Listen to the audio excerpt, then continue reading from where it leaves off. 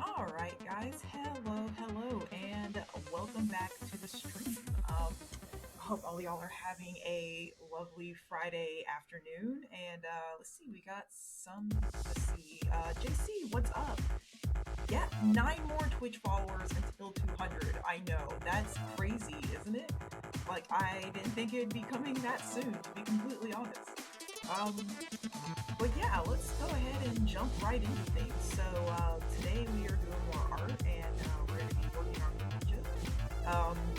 The just starting screen that I had, I kind of had like a time lapse going on and like a speed paint of it go. Because I actually recorded myself getting a head start today. Because usually I save like everything for the stream, like the sketches and everything.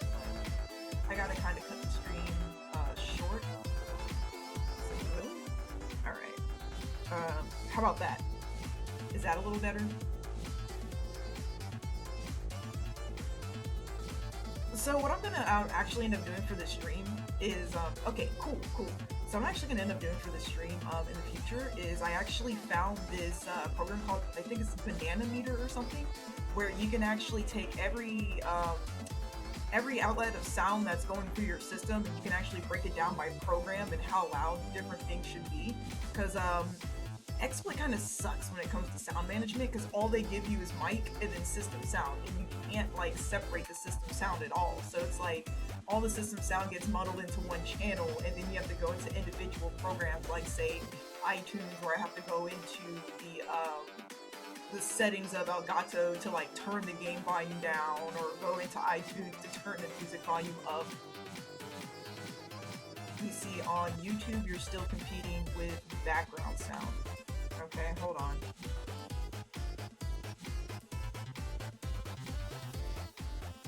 Okay, hold on. Let me see how this sounds. Do y'all hear music now? Or is it just completely silent? Like, just my voice?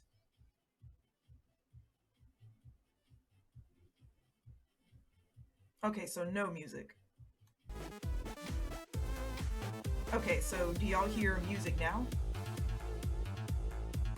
Because the issue I'm having is like what's coming through my speakers isn't what I'm hearing, isn't what y'all are going to hear on the other side. Because if I set my speakers to preview, then I'm going to get feedback from my own voice. Like it's going to give you, I hear the music now and it's better. Just turn the music down by a smidge. Okay. There we go. Cool. So yeah, to fix all of that, I'm just going to watch tutorials on how to do the Banana Meter program. So that way my settings will be the exact same every stream. Because like, for example, if I'm doing art, I have to change the, cool. So if I'm doing art, then I have to like change my mic and then the music. But then if I'm doing Smash, I have to like turn the music down a bit and then turn Smash up. But then I have like, I'm trying to balance two things competing against my voice. So if I actually do this program that I'm about to download and try to learn, I won't have to worry about that anymore because everything will be metered, and then everything will be like, okay, so basically I'll have everything turned up to 100% volume, and then that program would manage everything for me. So for example, it'd be like, if program A gets above sound level X, then cut it by X amount. And I think that would just be so much simpler for me, to be completely honest. So yeah, but bear with me until I can figure out how to do that. But I do know there's a program for it, and it's super interesting. Alright. So let's see. We are going to tonight, so I won't be as chatty until later in the stream. Yo, no problem. Thank you for stopping by. Okay, so let me, I'm gonna put that off, and then we're going to start recording this. If the quality starts to drop or the stream starts to lag or whatever, like, let me know. XSplit should tell me if I'm dropping frames. But I think what happened is because I actually record my art in like full resolution instead of just 720, I think it's like draining RAM and resources from XSplit while it's streaming. that would only explain for the art streams. Now I don't know what's going on during the actual Smash streams.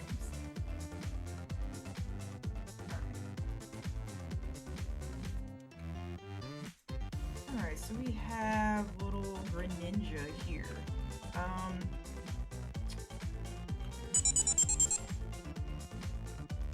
Yo, Sean, thank you so much for the follow on Twitch. How are you? I hope your day is going well. Now we will... 192. I know, JC, like, that is crazy. Like, if I reach 200 this month, that's gonna be pretty dope, actually. I didn't expect to be so close, so soon, to be completely honest. Alright, so let's see.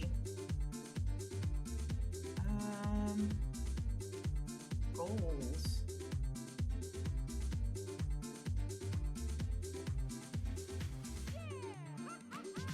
Twitch, that puts us at 20 for this week. Nice, thank you so much. Almost at 200. Alright, let's go ahead and put this down here. Alright, so here we have Greninja. We're gonna see what colors. Wow, Mega Man, what is up? Thank you so much for the follow. Great, let's go ahead and adjust those goals again. So we've already reached the goal for this week, which is like we're at 20 of 10, we're at 21 of 10 now, which is crazy. But again, I'm gonna be so happy when we reach that big 200. Baby steps. Alright, so with Island style, basically I'm drawing all the Super Smash Bros. Characters in the style of Yoshi's Island, which is gonna be like these super thick lines, and then like the yellow lighting and darker shading, and then with like different colors thrown in there.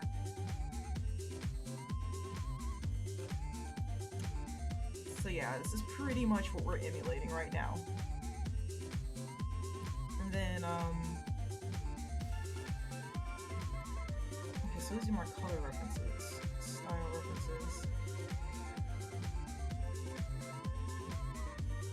I just like looking back through my references just to see what all I have to work with.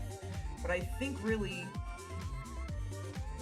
Wednesday, so I want to check it out later. Oh, yeah, Mega Man. I actually, yeah, I do Digimon battles on Wednesdays. I didn't have one this Wednesday, because I actually went to go see the movie Weathering with You, which was really good, by the way. If y'all haven't went and got your tickets to go see that, that movie was really amazing.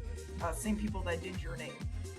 But yeah, but this upcoming Wednesday, we're definitely going to be doing Digimon battles. So basically the way I plan on splitting my Wednesday streams is I'm going to do like 2 hours of story mode and then 2 hours of battles. So I think that'd be good to kind of show people what Cyber Sleuth is about, because I noticed like on Wednesdays I have a lot of new people join the stream. Or my viewers will be pretty high, but people will be kind of quiet in the chat, and I assume that's like people just trying to learn about Digimon now that it's on the Switch, and that now that like more people, it's like in the eyes of more people. So I kind of like running through the story mode just to kind of show them like, hey, Cyber Sleuth is a good game, you should get it, you should totally get into Digimon. And then like pretty much people, like the people that are fans of Digimon that actually have the game can still participate in the last 2 hours. So Yep.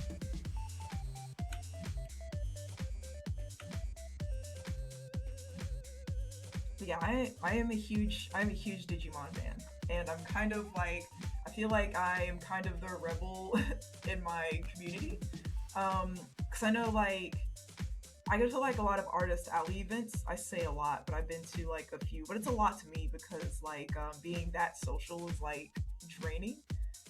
But in a good way, so I'm kind of coming out of my shell, and I really like going to more art events. But like, I'll go to a lot of tables, and it's always a mix of like Smash Brothers, and then you can find like Pokemon stuff, but you never find a lot of Digimon stuff. So I feel like I'm definitely going to be I feel like I'm definitely like that person that's gonna bring like a lot of Digimon stuff into like the Smash community. So it's like you're gonna be able to go to fighting game tournaments soon, and then if my table's there, you'll be like, oh, I know I can get like really cool Digimon art from here. So yeah, that's pretty much like the presence I'm trying to set for myself. But right now I'm like working on Smash stuff, like since that is the primary reason I go. But yeah, Digimon's definitely gonna be a big secondary thing for me because again, I'm like a really huge fan. Oh, excuse me. Oh, thank you so much, Peter. Yeah, that's what's up. Like, yeah, we need to start like a whole league or something. Maybe not something as big as a league, but I think it would just be really cool just to have people coming through and like having different battles and whatnot. I really wish there was a spectate option though, to be completely honest. I feel like that was an oversight on their part because my Digimon are not really strong enough to go against like a lot of other people's. But maybe we can just, maybe like I can, maybe just for the sake of being on stream and, you know, having a good show, I can probably be like, okay, can we all just drop down to level 50? So that way everybody has kind of like a fairish chance. So what do people think about Atmon? So I actually watch a podcast. I listen to a podcast on YouTube, and it's called Lost in Translation Mon, and it's the hosts were May and Jay.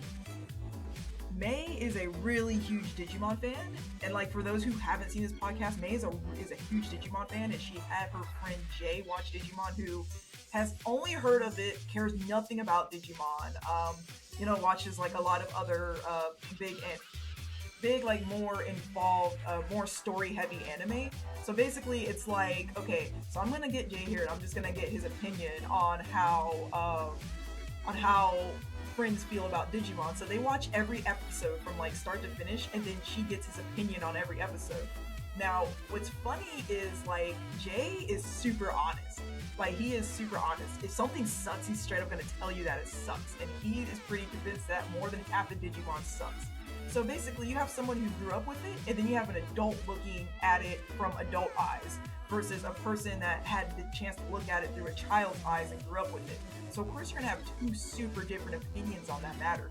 So anyways, I love how Jay like just breaks down Digimon. And Mega Man, this actually does tie into your question about Atmon.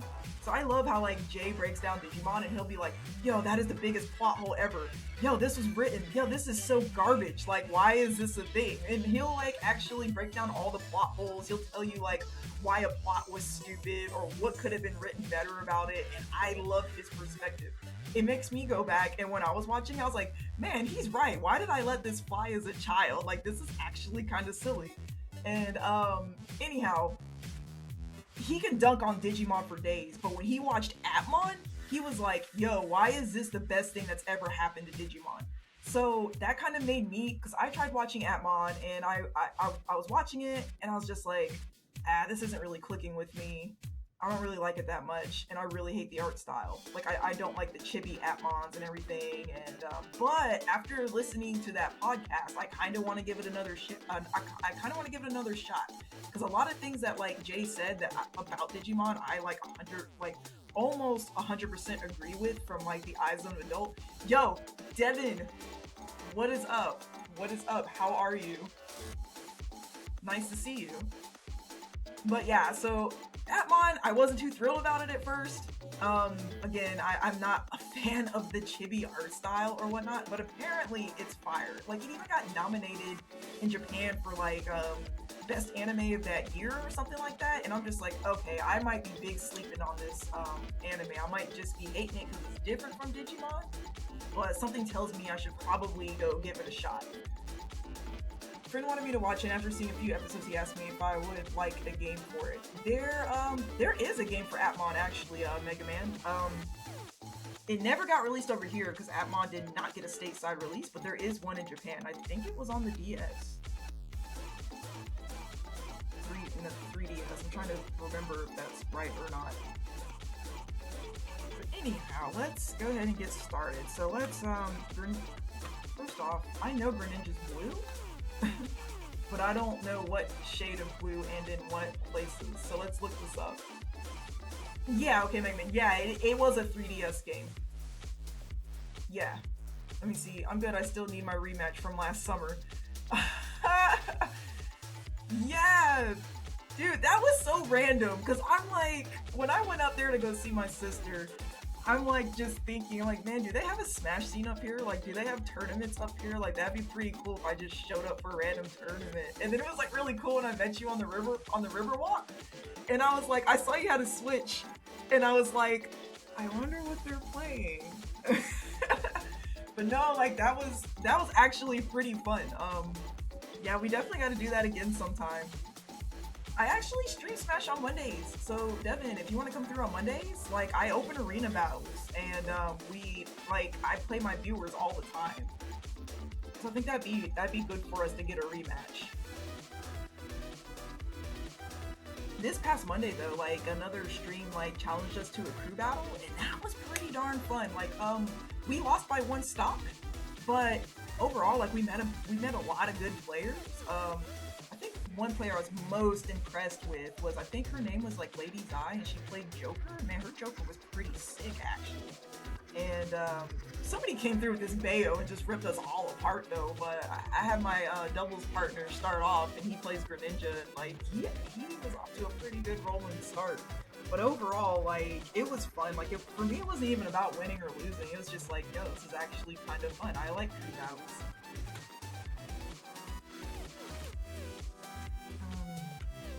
All right, I'm gonna head out now, but I'll be back later. All right, Mega Man, yeah, thank you so much for stopping by, and thank you so much for the follow. We will see you later. All right, so let's see, Greninja. So let me go ahead and get this reference correct here. I kind of like using. Kind of like using 2D pictures because I'm doing a 2D image, so it really helps. All right, let's use this.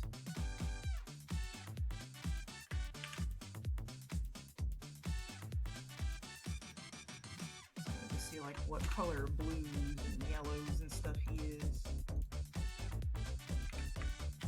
All right. Cool.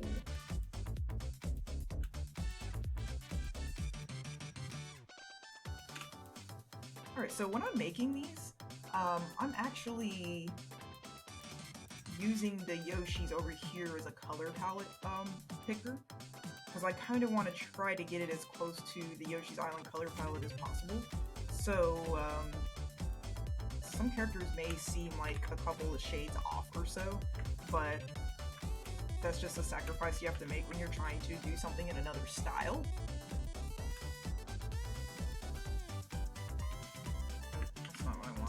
To go to merge layer. Yep. And so then that's blue, that's blue.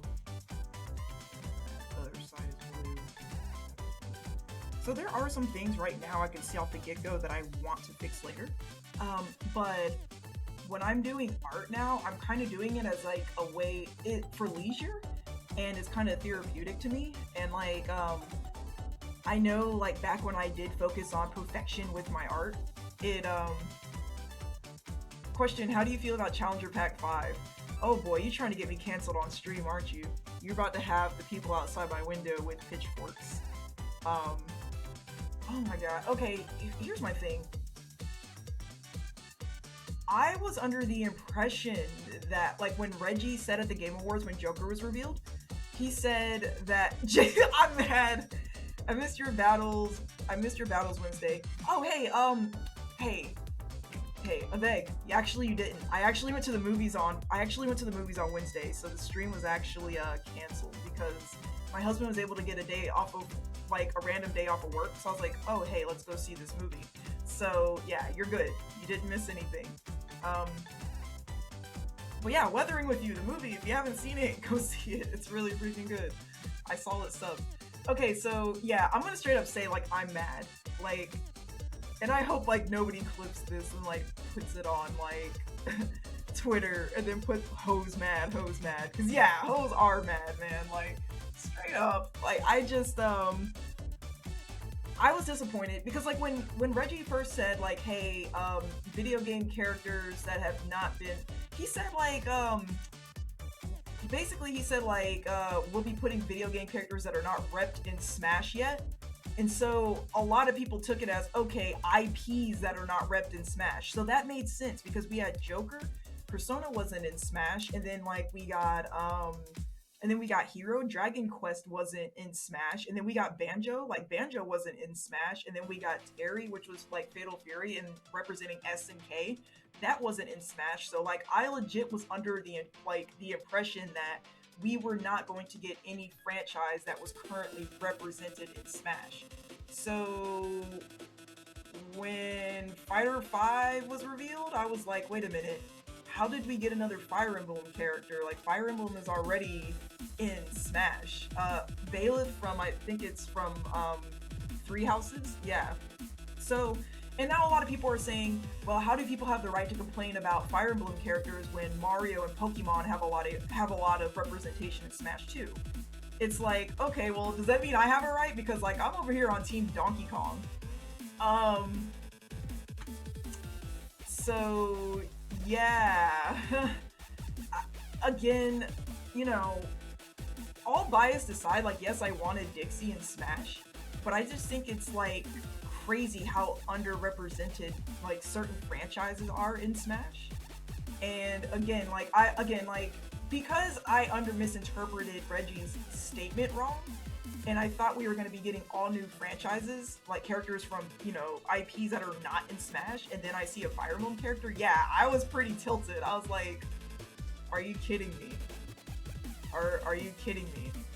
So maybe if they would have ended the fighter pass on another character, like, okay, yeah, the Fire Emblem character could have been it, but maybe not in the pass on that, because to me that was like a very anticlimactic ending for the season pass or whatever, or the fighter pass.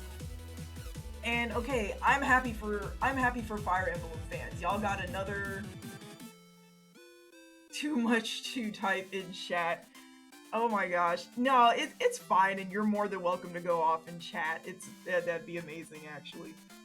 But yeah, again, and I love how in the direct, like, they actually, like, poked at all of us by saying, oh, another sword fighter. And then they legit were like, okay, how can we have a sword fighter but not make it a sword fighter? It's like literally what they did for him. But again, like, at this point, I already know my picks are not gonna get in. So I'm pretty much over what new characters get into Smash. It's like, I don't really play competitively. I'm just more of a casual player. So, and on top of that, like, for me, the WoW factor... Yeah, Bailiff, yeah. Yeah, from Fire Emblem. The newest game, Three Houses. Granted, like, that is a very popular game, and it is a pretty big seller, and I get that Fire Emblem is like Nintendo's like cash cow right now, and rightfully so. It's a very good franchise. Even I haven't played it, but I see the impact that it's had on gaming. But I don't know. In my opinion, it just didn't warrant another character. I'm not too thrilled with the pick, but at the same time, it's like, I'm not salty either. I'm just like, okay, it is what it is. So, we have 6 more fighters coming, and I'm pretty sure another one of them is going to be a Fire Emblem character.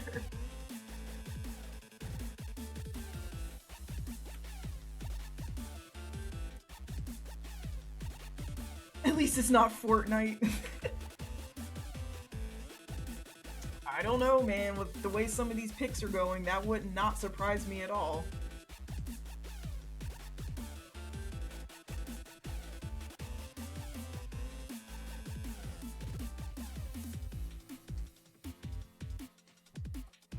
It would not surprise me at all.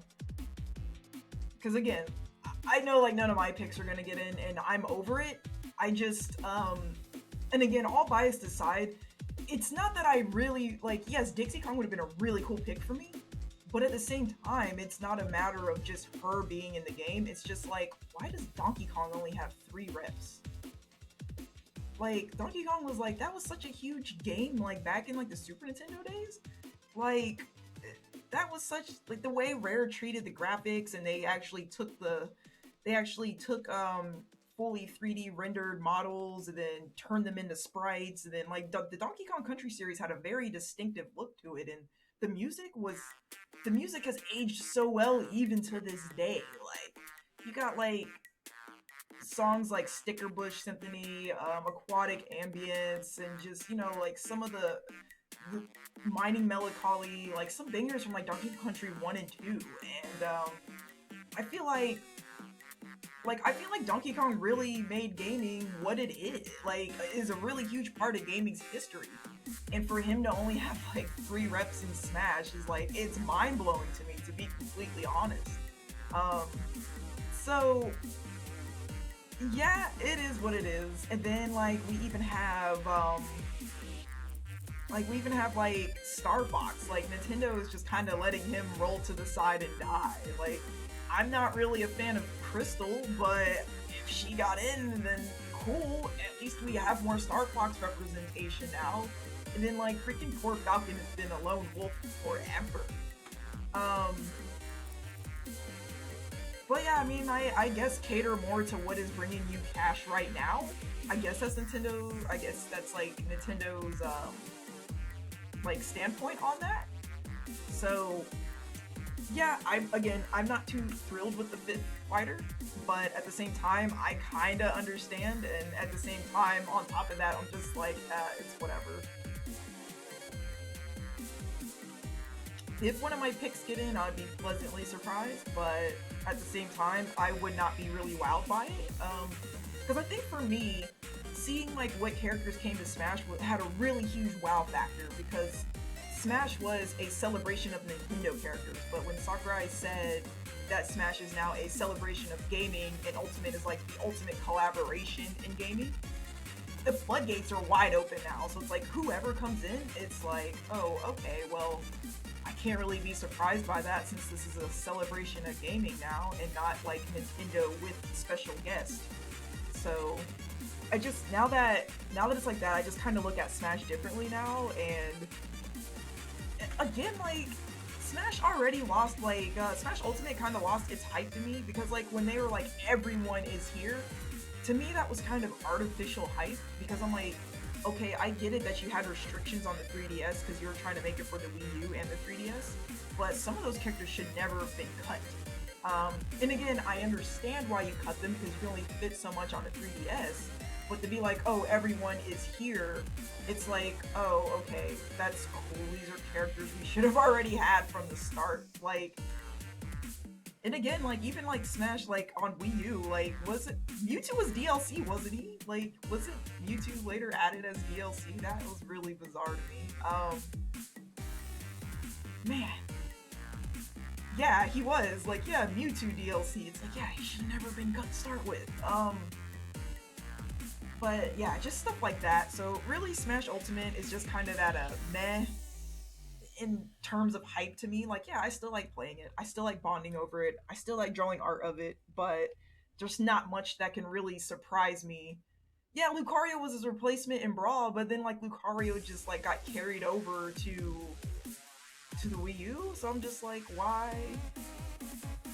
So yeah, some of those decisions I don't get, but at the same time, at the end of the day, I'm the consumer, not the creator, so I don't really have a say in that. I mean, everybody can have their opinion, but at the end of the day, it's like, it kind of doesn't matter because it kind of doesn't change anything. But yeah. I think I got burnt out on Smash with the fighter ballot when everybody was like voting on the characters they wanted to see get in. And I was just like, yeah, this is a lot of pressure, guys. I don't know if I want to keep doing this.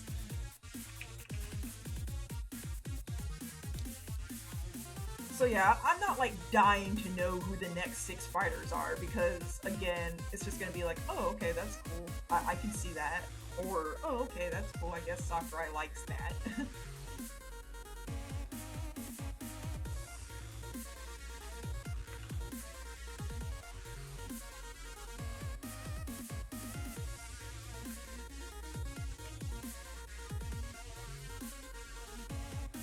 I want to see more Pokemon. So You might be out of luck on that one. The only time I draw Pokemon is if it is a commission or if it is a Pokemon that I have to draw because they're in Smash Brothers. Because legit, after I'm done with Smash Brothers, I'm gonna be drawing a lot of Digimon. They want to see more Pokemon in Smash. I don't know. To be honest, again, like, I would like to see more representation evened out across the board, to be completely honest. Like, I'm actually really glad, like, Ridley got added. Like, why were we just sitting with Samus through, like, 4 games? Like, that's insane to me. And then, like, when Wolf got cut, it was like we were just back down to Fox and Falcon. Like, why? Like, Wolf was perfectly fine in Raw. Why did he get cut? You know what? I think it's funny about like a Digimon being in Smash. Like, as a Digimon fan, I'm not gonna sit here and say like, yeah, Digimon deserves to be in Smash. And then, again, these are just my opinions. I think what was interesting about that is like a lot of people during the time of the fighter ballot were like, oh, Digimon, blah blah blah. You know, it would just get laughed at because like nobody really took Digimon seriously. But now that Cyber Sleuth has come out, and then now that you know, Cyber Sleuth is actually on the Switch, more people are saying, oh, Agumon for Smash, and I'm just like, that's not like, if he got in, I'd be really shocked. And I'm gonna be honest, I would not play as him. It would just be really weird to me, but at the same time, I'd be like, oh, okay, at least we know this exists. So with that, I think it's interesting that more people are pushing for Agumon for Smash, now that more people are actually understanding that Digimon did start as a video game and not as a Pokemon anime ripoff. So I think that would be interesting, but I can't, to be completely honest, there's really nothing revolutionary that Digimon has done for gaming. Like, Cyber Sleuth is just kind of like your run-of-the-mill classic turn-based RPG with nice story elements and some twist in the training system and how you manage your Digimon, but it's not really anything that's like super breakthrough to me. Now, I can see Digimon getting in if they wanted to celebrate like Tamagotchi. So for example, like Mr. Game & Watch is from the Game & Watch handhelds, like the little tiny handhelds, and Tamagotchi would fall under that same category.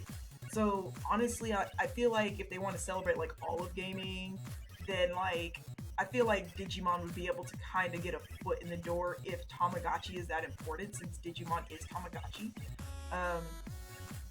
As far as that, like, I don't even really... I'm just glad more people are discovering Psychic Swordfighter from a series other than Fire Emblem. Yeah. I mean, I feel, again, like, I think Fire Emblem is like Nintendo's baby right now, so I'm gonna tell you exactly how my morning went. I woke up and I was like, I gotta go to the bathroom, alright. Come back from the bathroom and I like check my phone. And I was like, oh yeah, like Smash Direct is on. I'm like, I'm sure it's a character I don't care about. So I looked and I didn't watch the Direct, I was just scrolling through Twitter, and then when I saw Valak, I was like, I don't know who that is, but it looks like a Fire Emblem character, so I went back to sleep.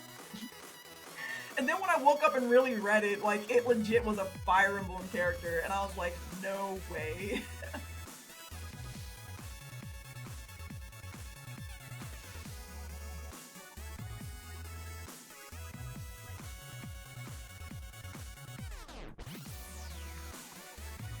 Yeah, that's how that went down.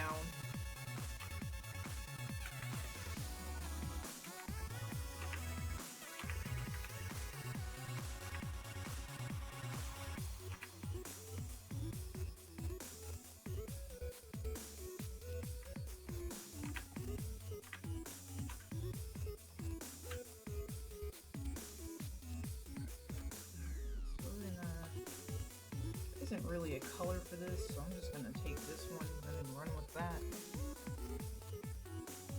I mean, I could see and would like to see Flamedramon or Magnamon Smash because how humanoid they are, kinds of attacks they have. Yeah, I mean, to me, I can't see Digimon like making like I don't see why Sakurai would give Digimon the time of day.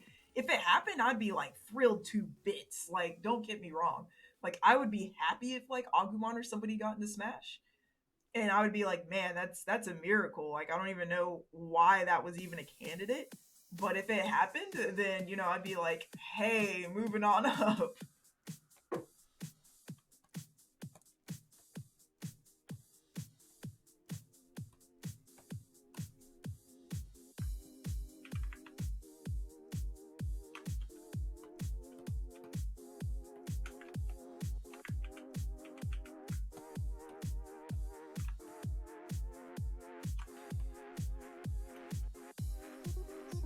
Water shuriken. Oops, that's not what I wanted. There.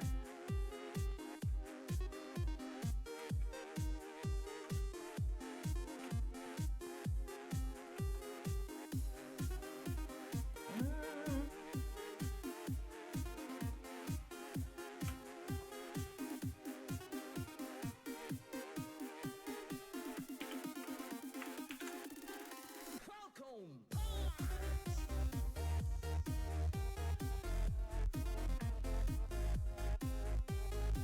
Let me see, for Flingermon or Magnamon, their up B attack could be pointing their hands down, shooting fire, or like to propel themselves up. And see, I think that's what the most unique thing about Smash is like there are so many there's so many different move sets that you can do for different characters and stuff like that.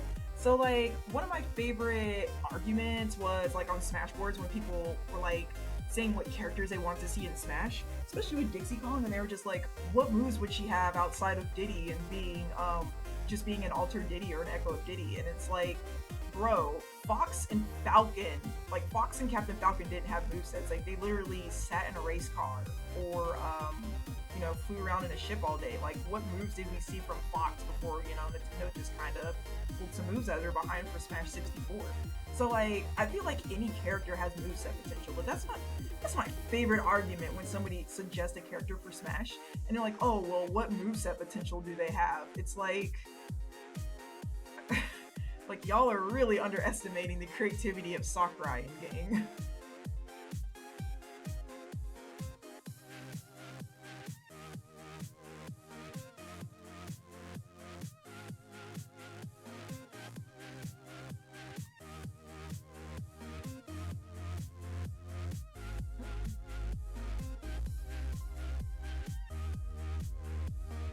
Yeah, that Cuphead was freaking hype. That was the best part of, to me, that was the best part of the whole direct, like to be completely honest, in my opinion. Like Cuphead, let's go. That is such a success story. Like, I know when they started that project, they didn't have enough money. I think they took out like a mortgage or like a loan or something against their house, like their houses, just to get the money and stuff like that. And then they sacrificed a lot for that game, and just to see the success that it became, like didn't they get like aren't they getting like an animated Netflix series, and then like now they're in Smash? Like that's a success story. Like if that doesn't motivate y'all, I don't know what will.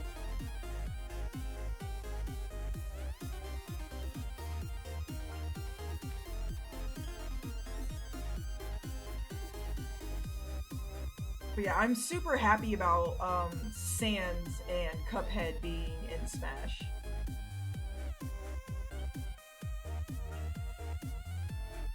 I think that's legit fire. Like just giving indie game developers the time of day, just to show them like, hey, you can be a game designer too, or your effort matters. And I definitely think the creators of Cuphead and especially Toby Fox with Undertale, like they definitely deserve that.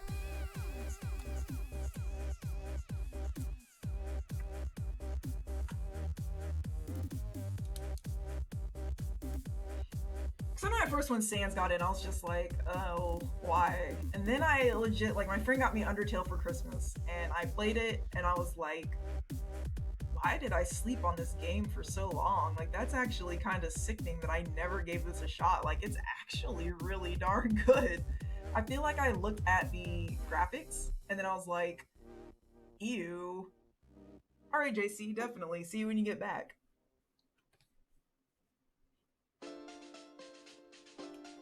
But yeah, like I feel like I looked at the graphics Undertale and I was just like, ew, what is this game even about? And then I played it and I was just like, oh, that's why everybody likes it. Oh, the music in this game is actually really dope. I like it. I kind of like everything about this game.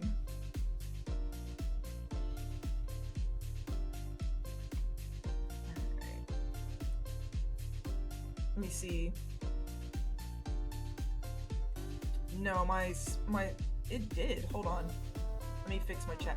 I'm not looking at the same chat box that y'all are looking at on stream, because like when I'm looking at my streams in the window, it's actually kind of small. The text is really small for me to read. So I have a separate chat box over here, and sometimes the scroll on it is weird. Alright. You see, down B could be like them putting their hands above them, moving sides of down. Kind of like Fox's shield, but instead of repelling it, it would just negate the attack. Yeah, there's a lot of creative stuff that you could come up with movesets and such. So, I don't believe that there's any, like, if somebody was like, yeah, so-and-so wouldn't get into Smash because they don't have moveset potential, like, I call BS on that immediately, almost every time, because I feel like everybody can have moveset potential, to be completely honest. And like, especially being in like the character speculation boards on Smash boards, and then especially like in the Dixie Kong board, like some people have like really creative ideas. Like there's this one artist named Andrew on there, and his drawings are amazing. The way that he sketches and stuff like that, and then like the way he goes back and colors everything in. Birth Note, that's his name, and he's actually come up with a couple of creative movesets for Dixie. So yeah, it's always interesting to see what fans can come up with as far as like moveset potential and everything goes. But I think every character has moveset potential.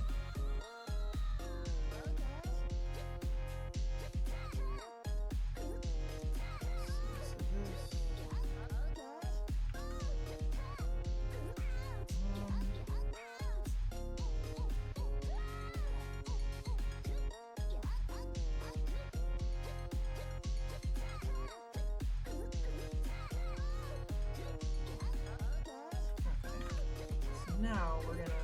I wonder how Cuphead is gonna work. Well, basically, Cuphead and Sans they're costumes that you put over the Mii Gunner. So it's exactly how the Mii Gunner works, but it's a costume that's not like clothing that you put on a Mii. They actually made a model for the character. So yeah, he works just like any other Mii Gunner would.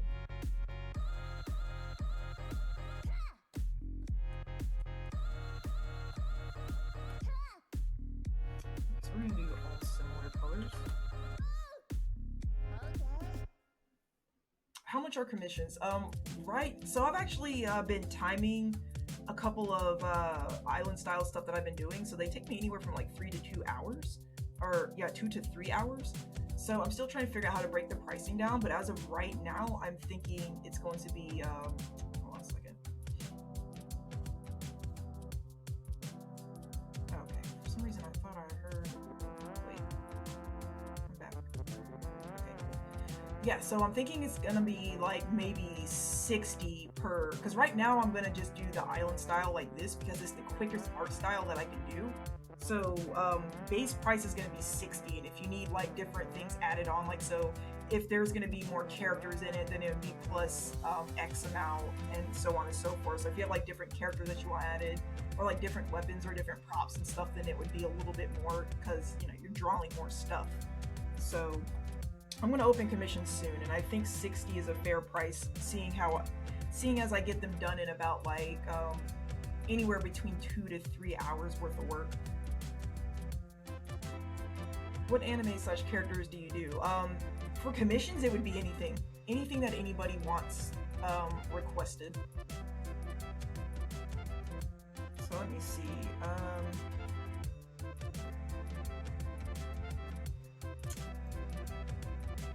For let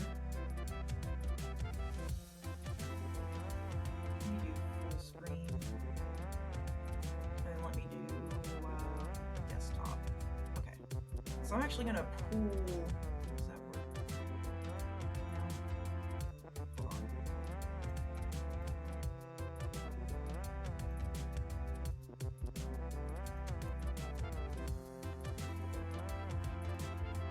Oh, that's not it.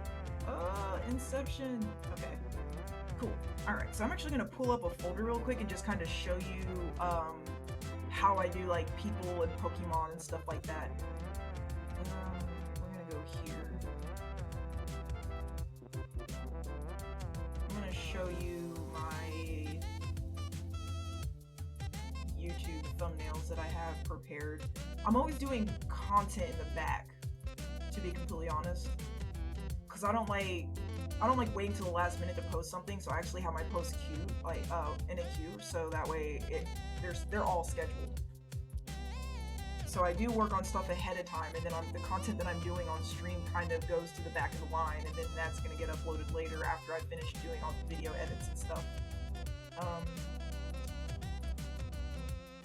Alright.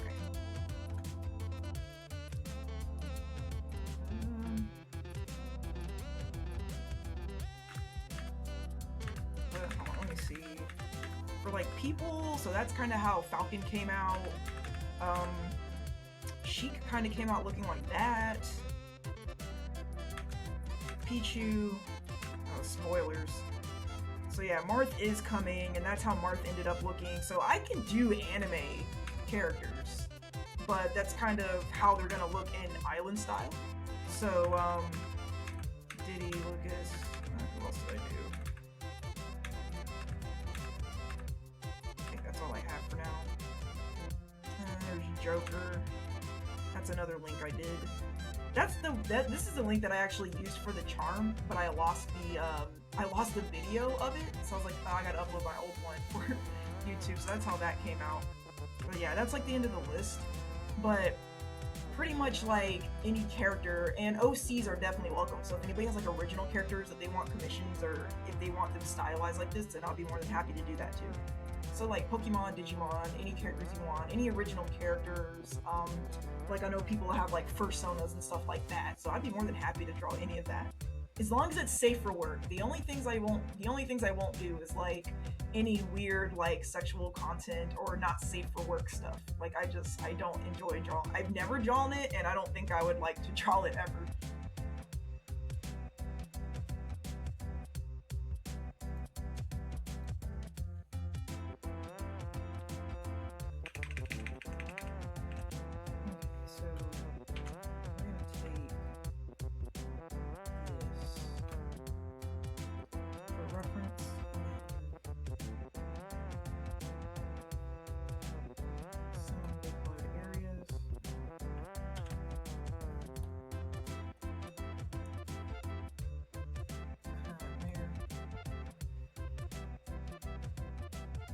I feel like if you were gonna make that an option, it would cost more. Yeah, it's like, okay, it's gonna cost 2 times more. Like, I'm charging you for the picture, and I'm charging you for making me uncomfortable while drawing.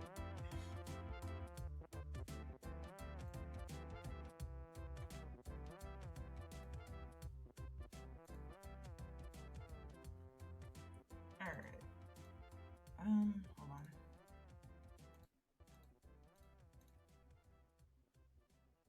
Charge for the nudity. Yeah, I won't do lewds. Like this, it's just not my style, and it's not something I'm comfortable, or it's just not something I'm interested in drawing either, to be completely honest.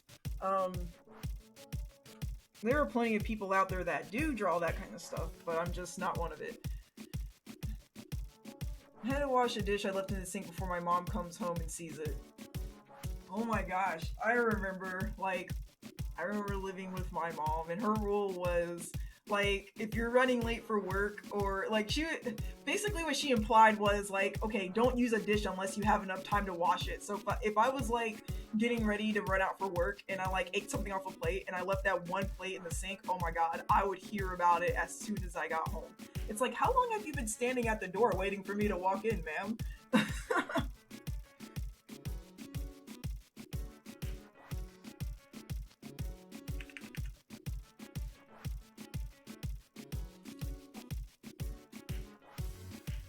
Like, surely you had other things you could have been doing tonight.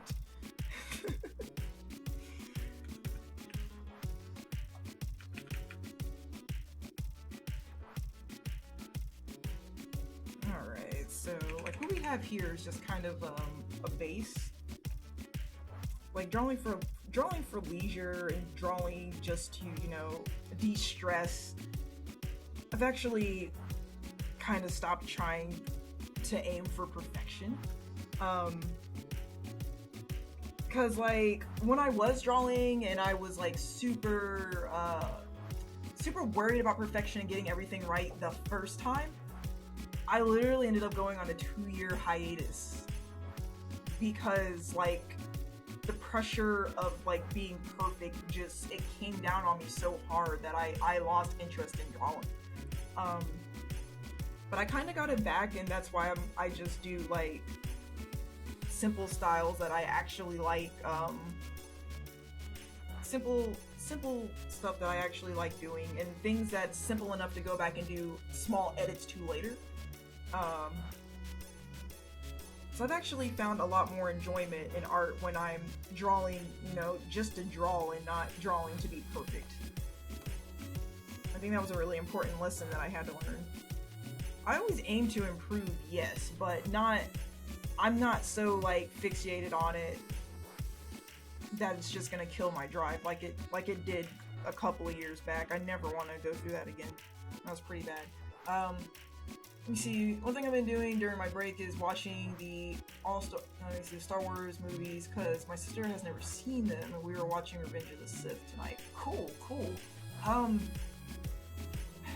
I'm still missing a few that I need to go and watch, but I know we watched the first 3 together, my husband and I, and I barely remember them, so I'm like, oh, I guess that's my cue to go back and rewatch them again. See, if someone was standing at the door and I came home and started complaining, I'd be like, how long have you been standing there waiting for me? I mean, I thought that in my mind. Of course, I did not say that out loud. I didn't say it out loud. I wasn't trying to see, like, yeah, that's not a battle I was trying to fight there. But in my mind, I was like, man, surely you've had better things to do than just stand there waiting for me to talk about this one dish in the sink. Yeah, I'm a major as soon as around the house. Gotcha.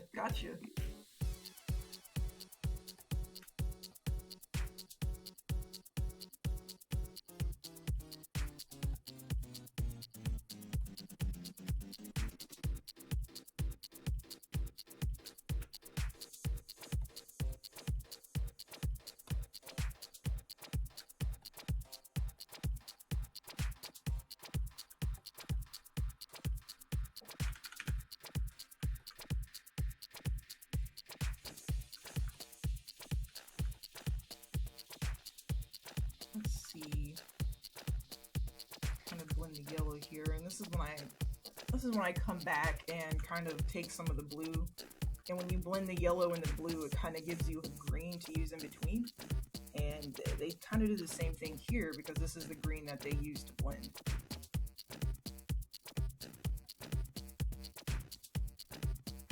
So for the record, like, even though some of the colors are off in the palette when I do the island style, it's not going to be super, I don't think it's going to be, like, super noticeable, because you're going to have a lot of these colors blend into yellow anyways.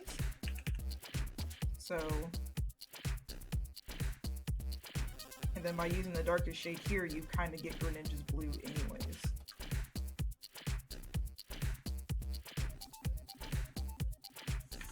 And then what I also like to do is, even though it's not on the Yoshi here, you can see right here that this orange Yoshi has, like, purple on the back of his shoe.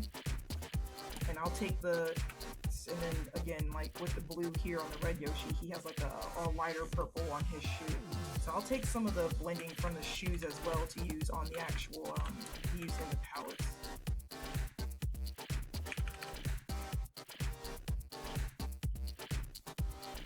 And I'm actually coloring on the wrong layer right now, so what I'm going to do is restart this. But it's just a simple copy and paste. So I'm gonna take this and cut that. And then I'm going to paste this above.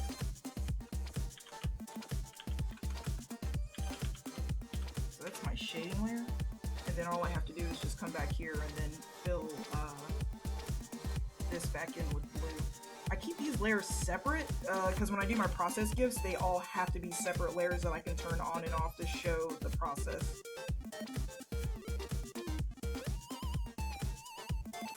So there, that's a pretty easy fix. So stuff like that, I got to keep that on a separate layer. So that way, when I hide the shading, the blue is still under there.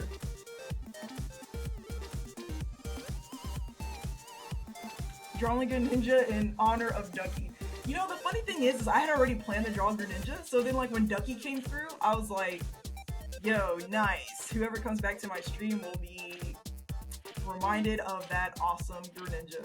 Yeah, no, his Greninja is pretty good. I actually want to do like a team battle with him at a local or something, or like a monthly, because I feel like I could team better with Greninja. Like trying to do like Yoshi Inkling was just kind of hectic. Like his Inkling was just all over the place that I ended up like hitting his Inkling a lot, or when he was using projectiles, I was not prepared for them, or like the Ink Bomb or whatever, and I'm just like, oh, this is too chaotic. But I definitely feel like I would have more synergy with his Greninja for sure.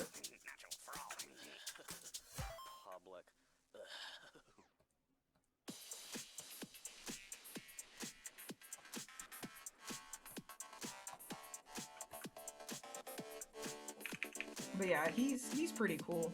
Are you going to draw the Shuriken with water effects? I don't know exactly what I want to do. I don't know if I'm going to do the water effects because that's not something that I've ever seen in Yoshi's Island style before. Now, I've seen fire, but I don't think there are any pictures that have water in them. So, at best, I'll probably just shade it in Yoshi's Island style, but then I might draw. I haven't thought that far. If all fails, then I'm just going to do how the official art has it. Hold on. There is a... Hold on. I don't know if that's official art. There was like a picture that I saw that just kind of had like ripples in it instead. So, but the ripples I can actually do is just like circles, and they would be simple enough to do.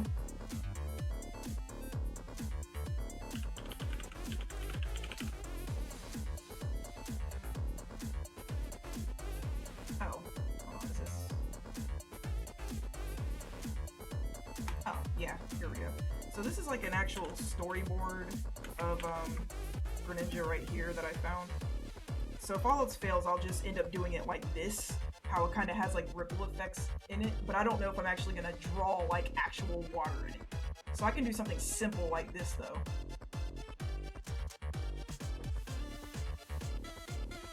Oh, and I also need to fix the circle as well, because it's actually supposed to have like these little edges right here.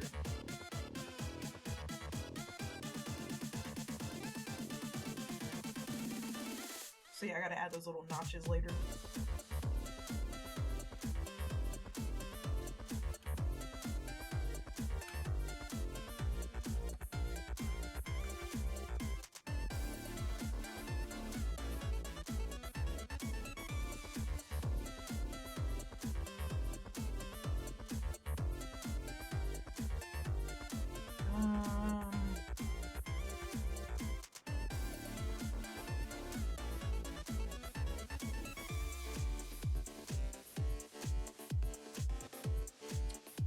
See, are there any... You know what? I think my style is actually Yoshi's Island 3DS, I want to say. 3DS. No, on the Yoshi's Island DS, not 3DS, because 3DS is that new island crap, and that game didn't exist. Let me see how they treat water here. I'm just trying to see how they actually handle the elements.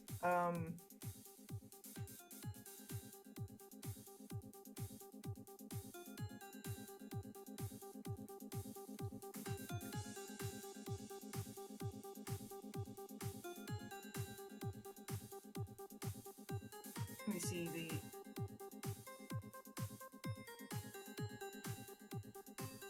So I'm actually, okay, so I see...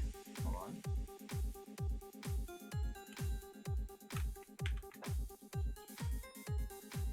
Alright. So we're zooming in, like, looking at this. I see how they handle it pixel-wise, but I would like to see how they handle it using this exact style right here. Because, like, these don't really translate into the pixels themselves. Like, you have shading stuff here, but it's not, like, with the yellow on top. And, how the fire actually looks in the game. Like, actually, for example, if we were to look at how lava looks in the game and how different fireballs look, in the game, I'm not sure, and I could be wrong, but I'll look. So, I'm kind of looking for this here, so let me see how fire actually looks in Yoshi's Island.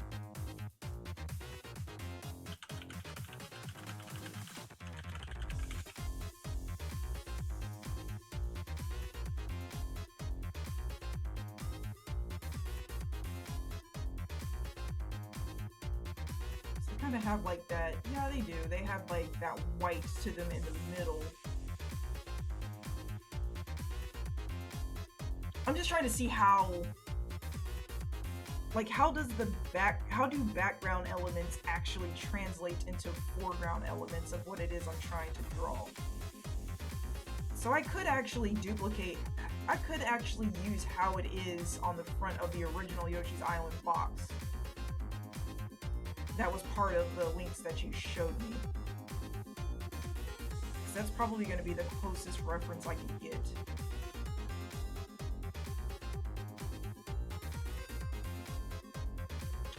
Let me see.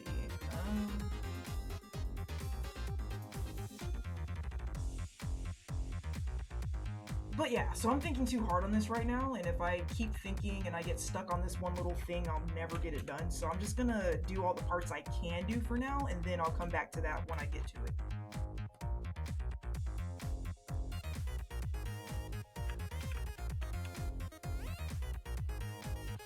So when I do art, my mind is just pretty chaotic, and my process and how I prioritize things, or my process and how I actually handle things like in an order that needs to be done, probably does not make sense to most people. So yeah, I kind of suck when it comes to like explaining my actual thought process, but I think like the best way I approach...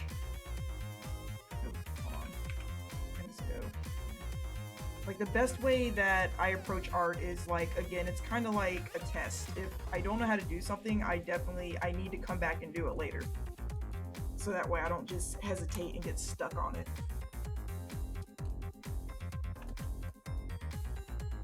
Oh my gosh, when I was in school, like, a lot of my tests were like that. Like, even, what test was it? There's like this really big test that you had to take in order to pass. Was it FCAT? Or it was something. And like, we had like a practice test, and I got so nervous because I did not know how to approach it, like an answer. And like, I turned in a test that was only like 15% done because I got stuck on that one part. And my teacher was like, you've got to skip it and just do the rest, because...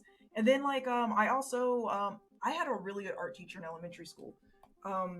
Trying to be perfect on my first go around, or trying to have everything planned ahead of time, or like if there's a certain way that I saw something in my mind and then I couldn't execute it right, I would get so stuck on it. So drawing, my elementary school teacher noticed that I'd be so insecure about what I was doing that I would erase the paper so much that I would make holes in my paper from erasing over and over and over again. So I came into class one day, and she's like, okay, everybody grab your pencils. And she's like, hey, Jess, no, your pencils are over there in that cup. And I looked at the cup, and I was like, oh, okay, cool. Where's the erasers? She's like, yeah, that's why those are your pencils. So she actually taught me to, like, draw and try to have more confidence in what I'm drawing, or learning to let the little things go instead of trying to be perfectionist and keep erasing all the time. So like, I feel like if she wouldn't have gave me that exercise, I never would have like had the mentality for art, and it's still something I struggle with to this very day. So again, like, I gotta, when I'm trying to think about how I want to do certain parts, I literally have to leave it for last and then do it, and then like I have to leave it for later and then do it last. 'Cause I don't know, like I get hung up on really small things sometimes, and it sucks. I wish I didn't do that.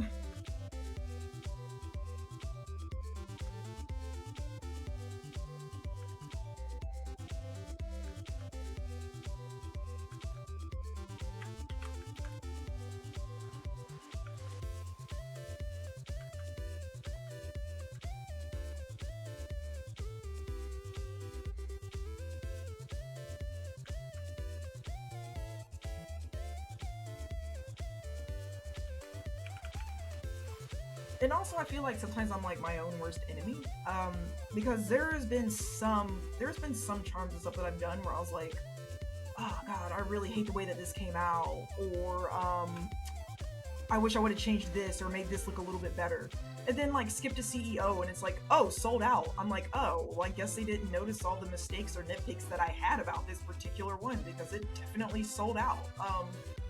So I'm kind of learning that even if I'm not too sure what I want to do, like, not saying like just pull something out of my behind and keep going, but pull something out of my behind and I'll just keep going. Like, okay, so let's see.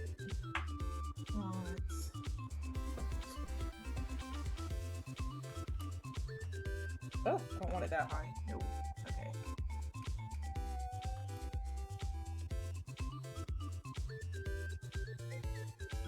But yeah, so like a lot of my drawings actually go through like revision stages. Actually, I can show you this right now. When rarely the first thing that I draw is what ends up being the end product. Ooh, excuse me. And then sometimes I just have to draw just to get it out, so to speak. Like, so for example, let me pull up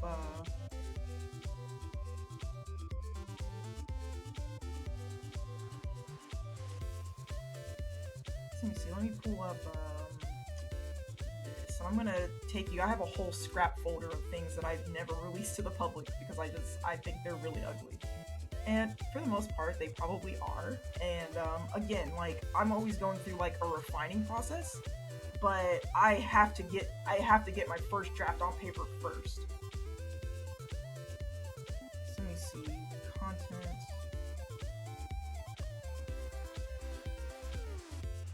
Cutting room floor. Alright. So let's go ahead and pull up desktop. Alright, so this is the cutting room floor here. So I'm going to bring up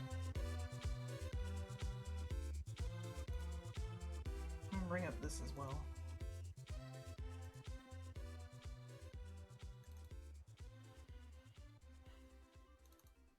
Alright, so we have Kirby. This is the final one I ended up releasing. This was the first one that, because I was like, okay, I don't know what pose I want him in. I just need to hurry up and get it on paper. And sometimes when I hyper focus on different things, like, I lose sight of it.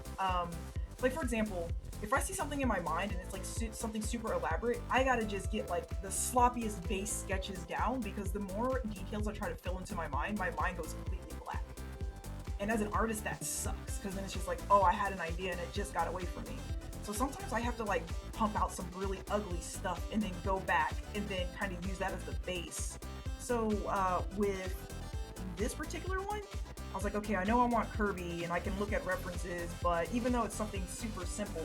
So what ended up happening is, because he's just like a circle and he's supposed to be simple, I started getting really frustrated at myself, because I was like, how many different poses can you possibly put a circle into? And I got super focused on that, like almost like object fixation. And so this is what I ended up doing. I was like, okay, so that's a good start.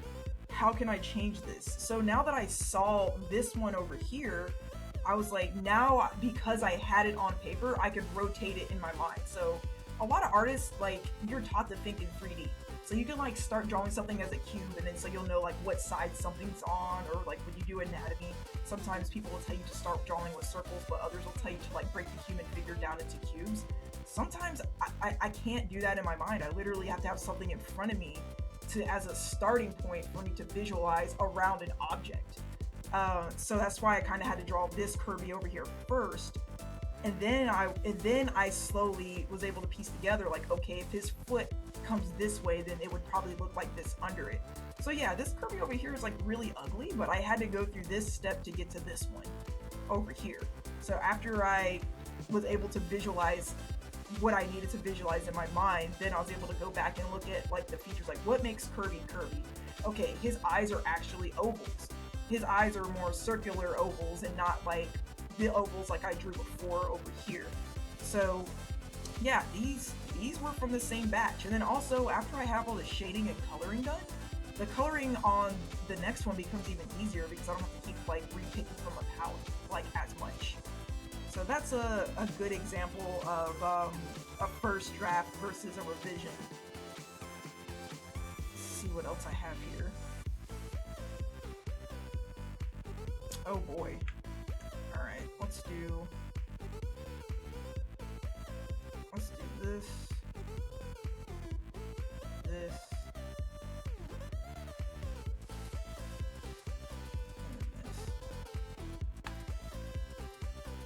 Alright, so we have the same concept here, where the first revision was not the final one. Again, like sometimes when I'm in like a slump and I feel like I don't want to draw, sometimes I have to force myself to do it. And when I'm in that slump, I'm already feeling like unmotivated, so I'm not gonna want to look at like a bunch of reference and then like worry about like perfection and all that. So again, I have to just get a base picture down and then go from there. So this was kind of like a Mario pose that I imagined first. And again, like the facial proportions aren't exactly correct here. And the skin is too dark to be Mario, but I was like, okay, I know I want fire coming from his hand, but I don't know exactly what it is that I want. And again, like somebody might say like, well, why do you waste all your time coloring?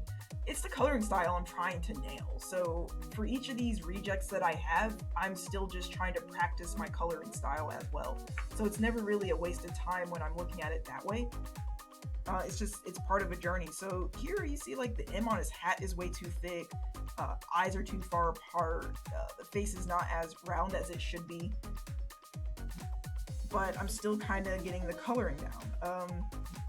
Again, one of my biggest flaws it's a clash of what I have muscle memory doing versus what I want to do. So trying to draw something in a different style can be kind of hard because you really have to. See, I really love your improvement. Thank you so much. Yeah, thank you. But what's crazy is like this one and this one were only done a couple of days apart from each other, believe it or not.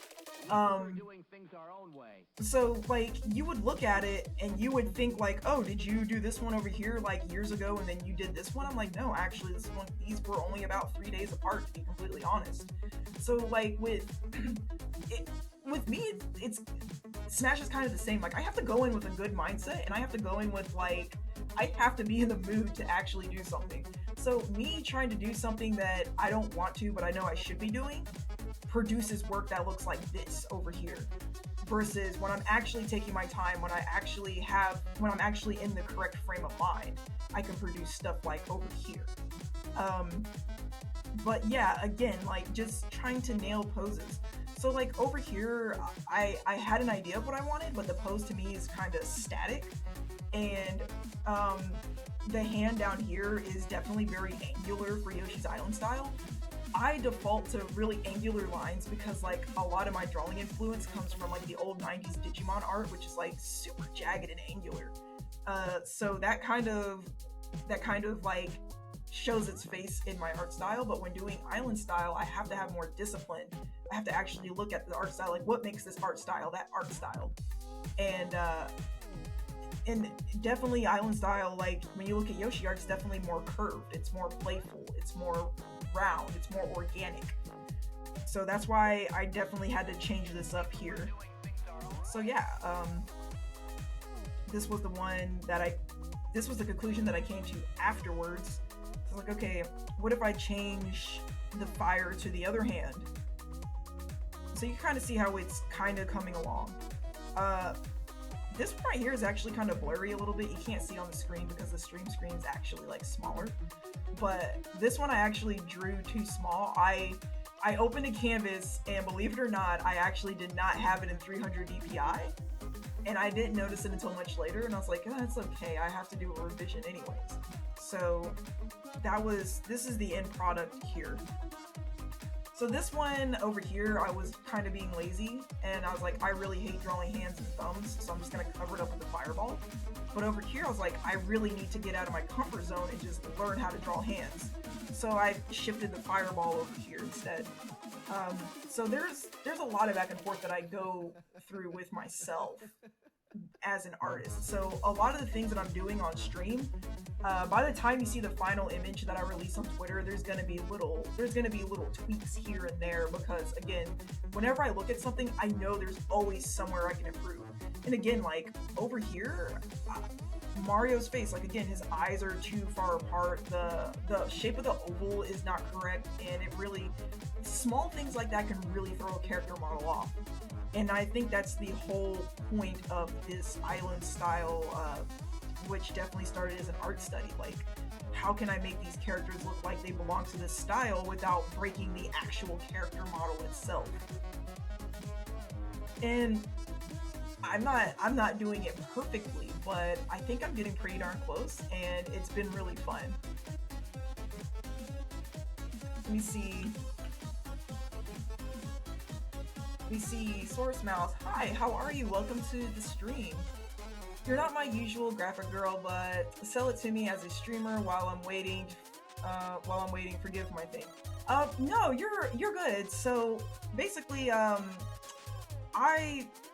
you saying like, tell me, are you wanting to know more about me, or I'm just gonna talk anyways. But I like the last 10 minutes.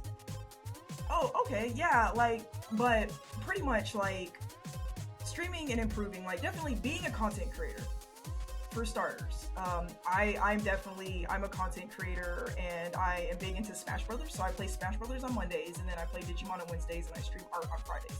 So right now we're actually working on Greninja, and I'm explaining to viewers how with art, especially with me, like each artist kind of operates differently. So with me, like art is not something, because I know people look at my art and they'll be like, oh my god, you're so good, how'd you get so good? And I don't just sit down and plop out like masterpieces, to be completely honest. So I just kind of want to show my viewers how my art actually evolves over time, and how revision is never a bad thing. It's never, you see, you have the graphics, what graphics you feel, what you want to excel in and do in the future. So I actually have I went to college for multimedia and design, so I actually have a trade certificate for, I didn't get a full degree because I ran out of funding, but I got a trade certificate for multimedia and design. So with graphic design as a skill, I kind of have like a variety of things I could do. So I used to work for a marketing firm here in my city, and I would actually make magazines for them. So I was getting paid monthly to do magazines for them. I actually, let me see, I can pull up some of my work here. So if anybody ever asks about, oh, that's okay. I was just about to say, I hope my website's not still down, because I'm gonna have some friendly words to tell to the web host if they don't get it back up soon. So let me do this, and I'm gonna pull up my desktop real quick. All right. So we're gonna take a trip to my my website that I am most proud of. All right. So you have work experience in the field? Yes, I do. So I started an internship at a small local company that was a nonprofit, and I started as their graphic designer and web designer. From there, my main line of work was warehouse work, because it was easy to get into when I was still in high school, because I started working when I was in high school. eventually I was like promoted to management, and then from there they had me doing like art projects and stuff for them. So I actually did get commissioned by UPS to do work for them. I actually do have, and I can show you some of my other work as well. So I have done work for multiple esports orgs. So Buzz Magazine was a magazine that I did work for. These playmats right here, I was commissioned by Namco Bandai America Card Division to work on some of their Digimon stuff, so that was pretty neat. Let me see, if you've ever watched Smash Brothers or anything and you've seen like Mewtwo King's layout, so I actually got to do the MVG Echo Fox layout for him as well. And I also do different designs and branding for small local businesses in my city as well. So for my church, I did their books and layout, and then for different esports orgs, I do headers. I even got commissioned and drafted by a advertising agency here in Jacksonville to do a commercial for like underwear for men. So I actually got to do an explainer video saying how like the pouch helps like keep your balls comfortable and stuff. So I was like, oh yeah, this is a great project to give to a lady to do. But yeah, I got to do an explainer video on let me see. So yeah, I do like motion graphics and stuff. So I actually had to draw all of this like by hand, and I think it was really interesting because like they didn't have like any models or anything, and like I just hopped on stream and what did I just hear? I'm talking about my experience in the field and how I got drafted by a advertising agency and I got picked to actually do a underwear commercial explainer video. So yeah, like I feel like my favorite part was like this one where they're like explaining like the drawstrings and stuff like that. And like, yeah, like, yo, look how comfortable these are. Y'all can't tell me y'all wouldn't want a pair of these. So yeah, so I do like product advertising and whatnot. Do you know how companies do interviews like this and see them in their comfort zone? I think it was I approve, JC. So for me, I've never just went up to a company and like just pitched myself and been like, oh hey, like I'm a graphic designer, can I do work for you? I've never really done that. Basically, a lot of stuff that I've done has been really being in the right place at the right time, really. So I can actually kind of explain how some of this happened. So I have my own art business, and I do commissions and graphic design for people in my city. I also competed in Smash Brothers, so this is how I got involved in the esports side.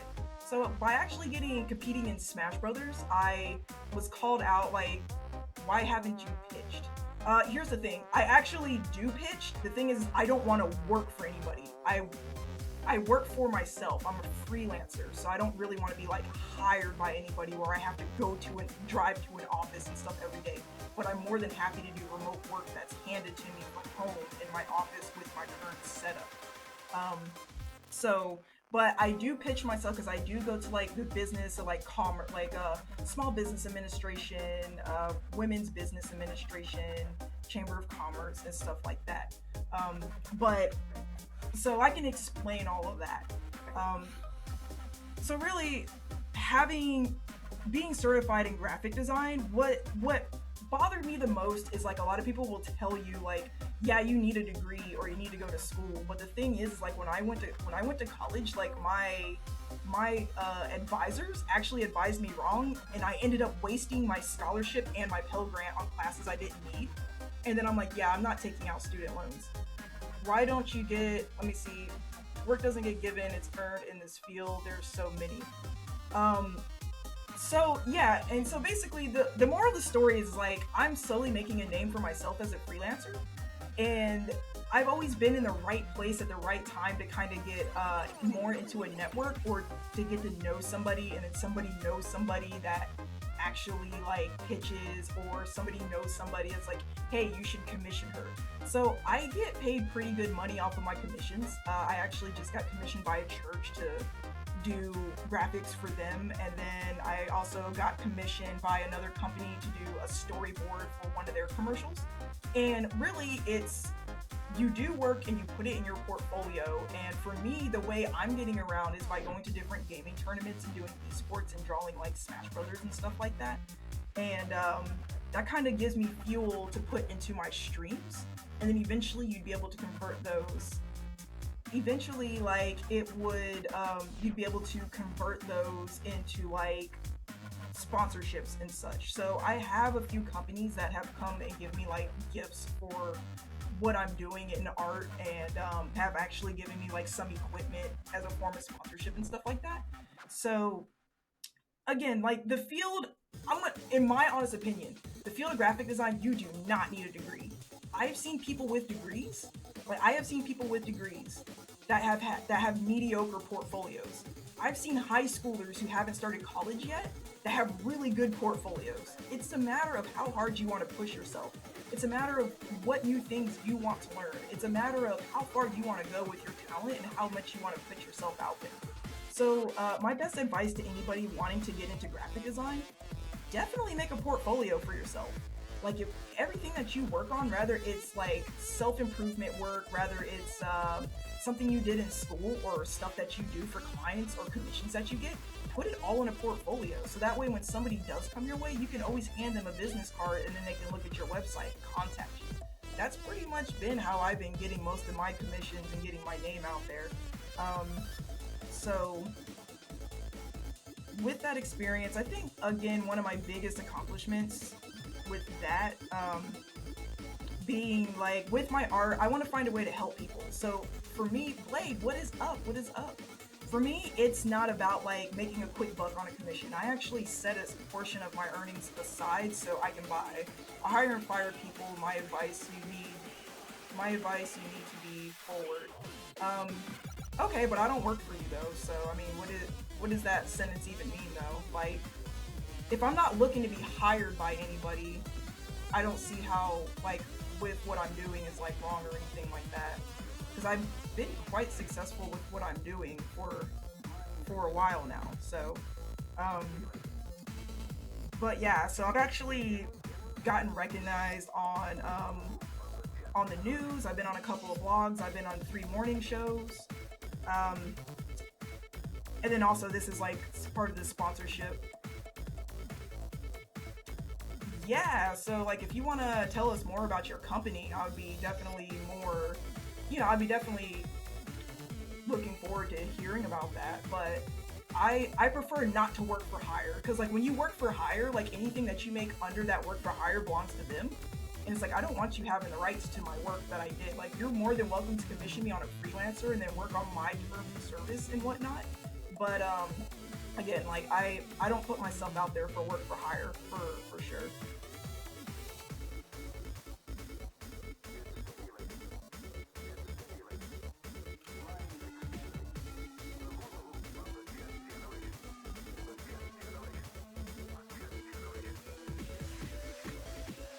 So yeah, I'm kind of going, I kind of have a dual angle. So like, in order to appeal to esports, because that's where I got my start when I was sponsored, that's why I do more like video game and Smash Brothers related stuff. But if small businesses want to commission me to do work, then that's a different story. So I'll be more than happy to commission, but I don't do work for hire.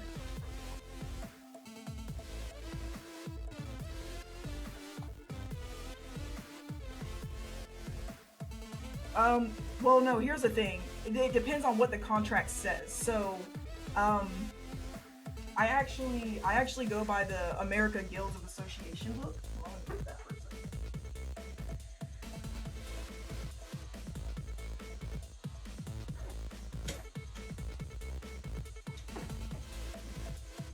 All right. So what we have here is AIGA. I mean, if you have any type of design or marketing company, you know who AIGA is, and they specifically like warn you like against working for hire versus working under your own contract. So say for example, if I work for like say if I work for marketing company A, and they're like, we need you to create a character, and then I create that character. That character belongs to marketing company market A because you work for them, and anything that you draw on their clock belongs to them. Versus if they outsource work and you're allowed to word your contract any way that you want to word it, is the thing. So if you word in your contract like, okay, I'm drawing this for you, but I'm giving you the rights to use it on published piece of media A, B, and C.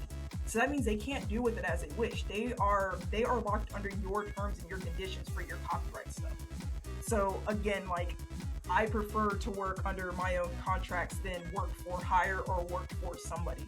You can do work for somebody, but you're not employed by them. So I guess what I'm saying is I would prefer not to be employed by them.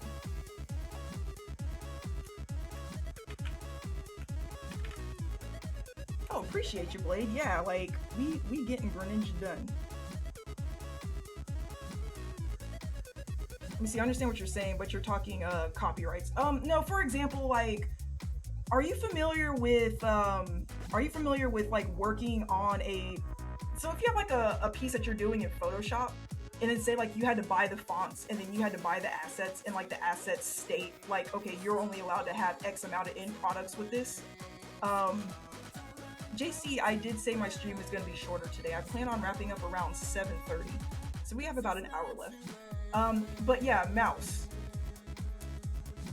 Like, what I was saying is, like, say for example, if you have like a Photoshop file, and like say if you go to like something like Creative Market, or you buy a certain set of fonts, or you buy like a license to something, you'll notice in the terms of service it'll say you may use this asset for up to X amount of published prints, or they'll have like different things in there. It'll be like published prints, or publications, or live broadcast, etc. So you're actually bound to that end user's license agreement that's in these terms of services. So say for example, I make a Photoshop file, and then somebody asked me to make a brochure, or somebody asked me to make a flyer, and I use some of these assets that I bought off of somebody else, and I incorporate them in there. What that's making is one final end user product. So that means I technically retain the rights to that Photoshop file, and whatever JPEG or PDF that I give to the client, or PNG, or whatever other formats that they request, that's what they get. You don't automatically own the rights to my Photoshop file, because that Photoshop file has files in it that you don't actually own the end user's license rights to, that I had to use for the file, for the final project, if that makes any sense. Like, it gets kind of confusing when you go into the rabbit hole like that, but that's why that's what I mean by like copyright. So that's why, like, for me, I don't give away my Photoshop files when I'm actually working on stuff. Like, I don't do templates.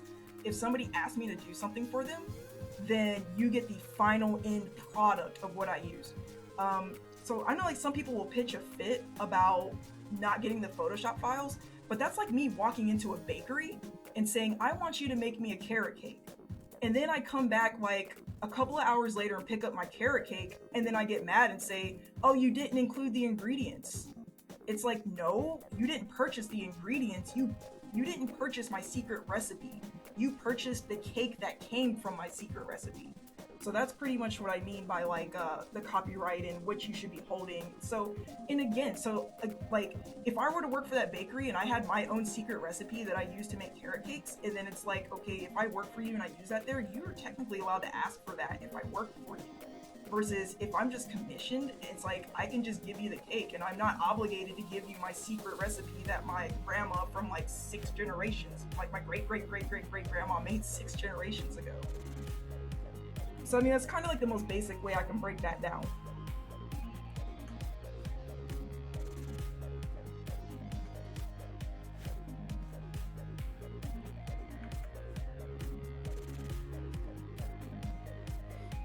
I just heard like a lot of horror stories. Like I actually had a friend that worked in the web developing field, and let me see, but let's say you draw Pokemon for Nintendo and like Pikachu went global. Again, like that's okay. So what you're saying right there is kind of like the debate about royalties. So if somebody were to come to me and commission me and they said, hey, I want you to make me a character, and for each Okay, so how about this? We'll do like a child's book or something. So let's think of this for example. You're like, hey, I want you to do art for my children's book. I'm not gonna pay you a lot, but you'll get royalties for every book that I sell. All right, so um, was that hire or contract? Which one? My example that I used about the cake work. Um, Basically with the Photoshop files and whatnot. I would say that's just contract. Because with a contract, basically what I mean by contract is like my rules, and then for like hire would be their rules. Oh, for Pikachu. So let's say you draw Pokemon for Nintendo and like Pikachu went global. Okay, so with that, with that being said, if I draw Pokemon for Nintendo, that's work for hire. I'm employed by them. And then some work for hire contracts, you're not exactly employed by them, but everything that you work on for them belongs to them. So let me see. I'm trying to think of an example. Any examples of like people that have? Let me see. All right, so let's think of hold on, I think I have a good example right here.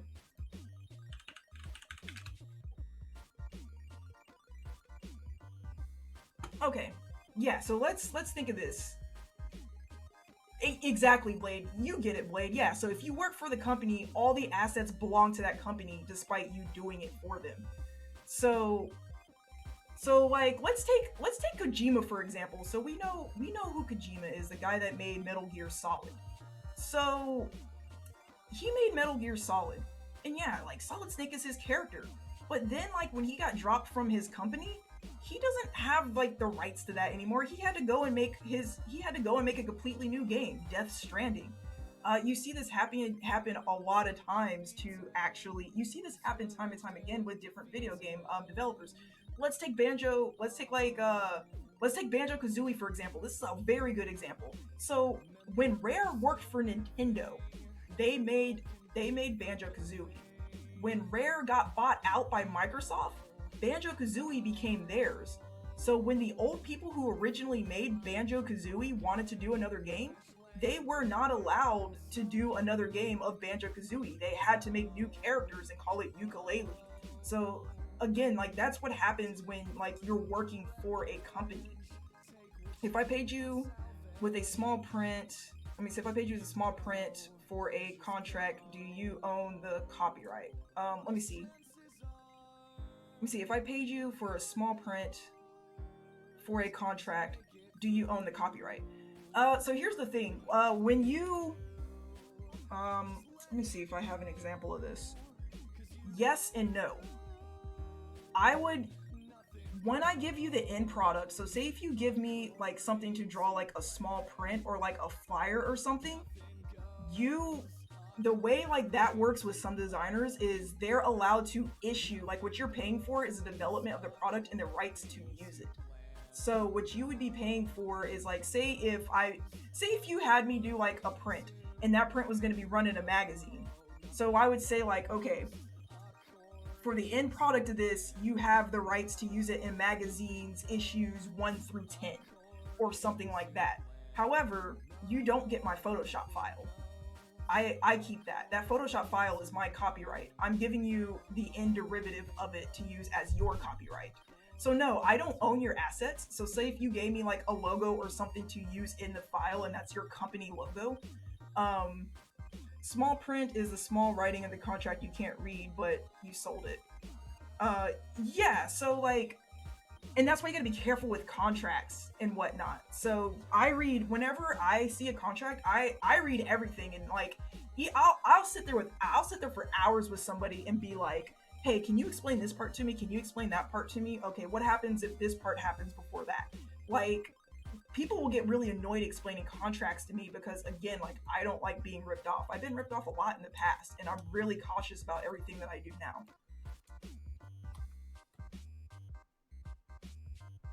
Let me see. So still weird. Like say if you work for Disney, all art or design assets belong to Disney. Yeah, Blade, that's that. Yep, that's true. Yep.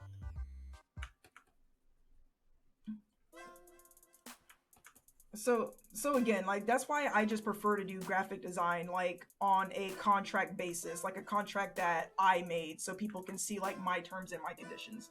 When you post a video to YouTube, they own the video to use it for marketing. Um is that in their terms of service? Cuz I do know like they say you you know what, there was just an article on that. I wish I would have saved it because that would have been a really good read for you actually. Um when you post stuff on platforms, they say like basically when they say they own the rights to it, that means they're able to govern like what you put on their platform and what you don't. Like that gives them the foot in the door to say like, hey, we can delete your video if we want to, if we don't like what that's in their terms of service. However, you have to sign the contract to use for multiple uses. Yeah, so the multiple uses clause, and that's a lot of what I'm talking about when you make something when you design something for somebody. It's your job to have a good contract that let them know like, hey, this is as far as you can go with this design. Hey, this is what I made this for. So for example, if somebody told me something was for personal use, like, hey, can you draw me this picture so I can hang this poster up in my room? I'd be like, okay, yeah, cool, it's personal use. But then I turn around and see that they're selling it on t-shirts. That's a breach of contract because I never gave you permission to put it on t-shirts to sell.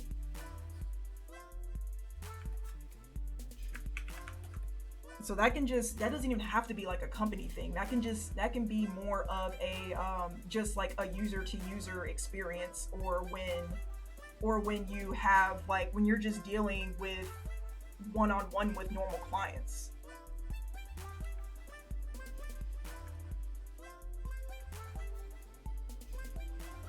But yeah, there's like a lot of dumb stuff that I've seen going on, like as far as like copyrights, or and again, when I say copyright, I just mean like the rights to your own design that you came up with. And so like for what I'm doing now, this is a lot less stressful. I'm still making pretty good money. I'm still getting contracts from small businesses. Um and I get to do it on my own terms.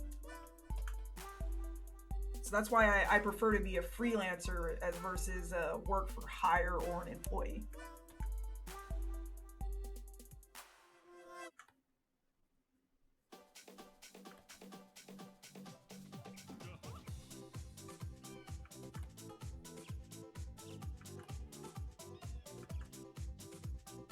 And on top of that, working for yourself is pretty nice too, because like I don't have someone. I guess it's easy to manipulate good graphic designers to a business plan, and if it went viral, you don't see the gain as one.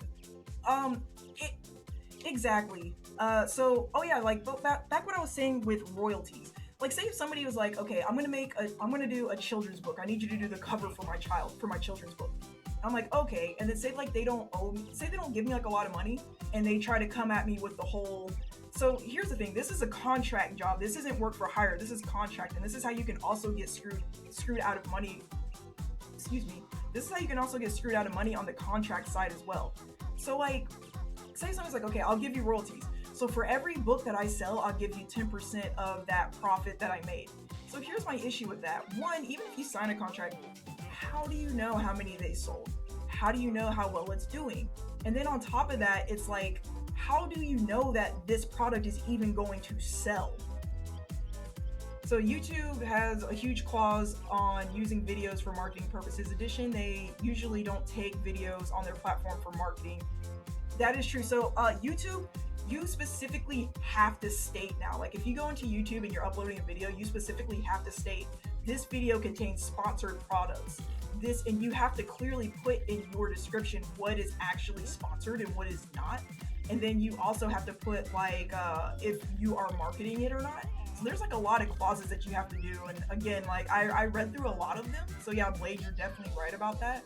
And they have their own content creators for that. That's why a lot of artists protest for years on wages and the rights. The biggest topic is the movie I.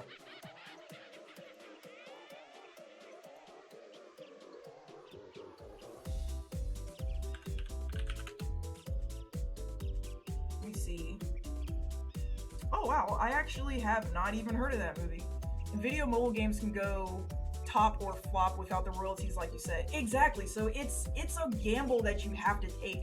So yes, I could, like actually Netflix, when I was over at my sister's, I was watching a video called The Toys That Made Us, and they were talking about the origins of My Little Pony, like way back and like even before like the 90s and like in the 80s. And one lady, she had the chance to actually get royalties off of the design, but they made her, because she was working for it wasn't Hasbro that had it at the time. I forgot who the company was that originally started it. But she was the character designer for the ponies, and she wanted the ponies to have more mute colors like browns. She wanted them to look more like horses. And they were like, no, kids have imagination, we should make them different rainbow colors. And she's like, no, that's dumb, I'm not gonna do that. They're like, she's like, no, I'm not gonna do that. So she left the company and gave up all her royalties and everything along with it. My Little Pony, years later, blew up worldwide. So she had an interview on the show, and she was like, looking back at it, yeah, I was really foolish to leave, and she admitted it. But the thing is like, you don't know what's gonna blow up, and you don't know what's gonna flop. And that's like the risk that you take when you decide like, okay, I'm gonna work for royalties. So as a designer, I just prefer to take my cut up front and then kind of go the separate ways. If it blows up, then I mean, cool. But if it flops, well, I didn't get ripped off. Let me see. Videos and mobile games. Let me see. Why don't you gamble and be that alpha lady? For the times that I have gambled like that, nothing good has ever come of it. There has been a couple of companies where I have made agreements like that, and they ended up flopping every time, and I ended up wasting like hours upon hours upon hours of work that I didn't get paid for, that I didn't get paid properly for, because I was relying on the royalty profits. So I'm not really hurting for money or anything, and I just prefer to do projects that, well, I'm not giving up, because I'm focusing more on other revenue streams that are more solid than gambling. So I think that's fair to say. So I feel like that's really all I'm going to say on that matter. And that's why, like, when I do art, like, you always want to try to put more revenue streams out there and not put all your eggs in one basket. And that's what I'm doing right now, is growing like multiple revenue streams, and it's been working out pretty well so far.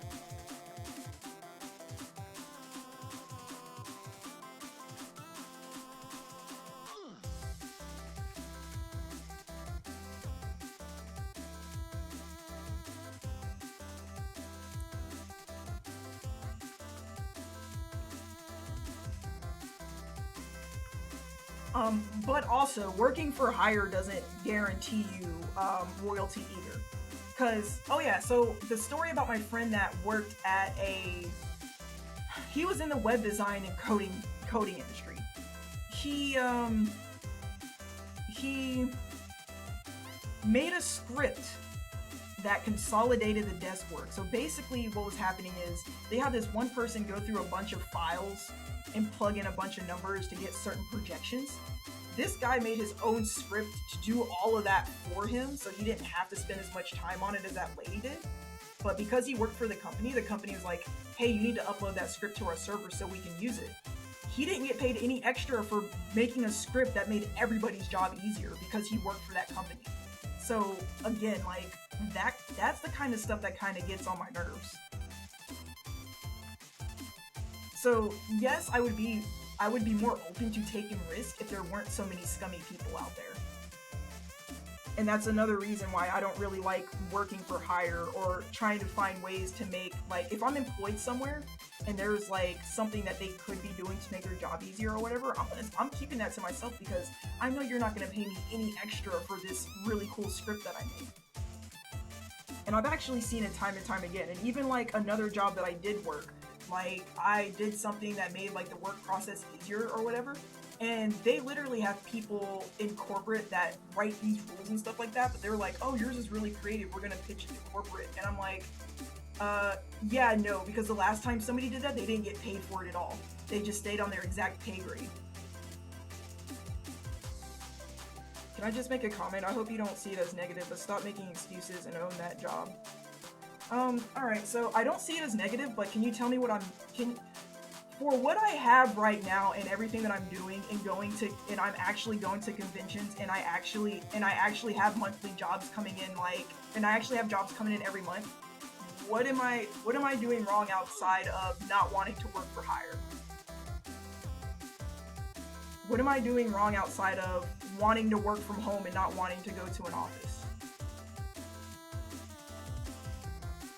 So that's my question to you. So like, and as a matter of fact, like, what is it you're trying to get me to do? Like, that's my question to you. So what is it that you're expecting of me? And then what is it that you think I'm actually giving up with the way that I'm doing stuff that's actually been successful so far? I've watched you for nearly an hour and I hear excuses. Can you tell me what I'm giving up though? And then also, if you don't like my content, you're more than welcome to leave and nothing of value will be lost.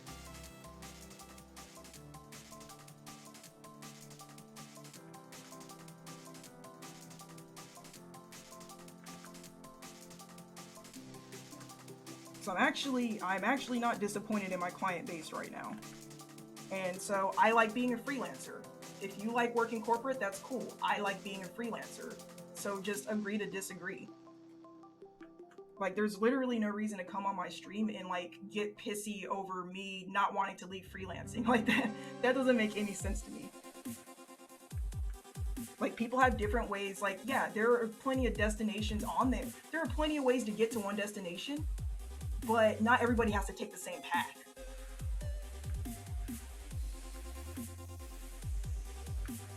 Like, yes, I've worked in different fields, and yes, I've done different jobs, and I tried freelancing. I end up liking freelancing more than corporate work, so that doesn't make me any less valid. And it doesn't put anybody on a higher pedestal because they prefer to work corporate.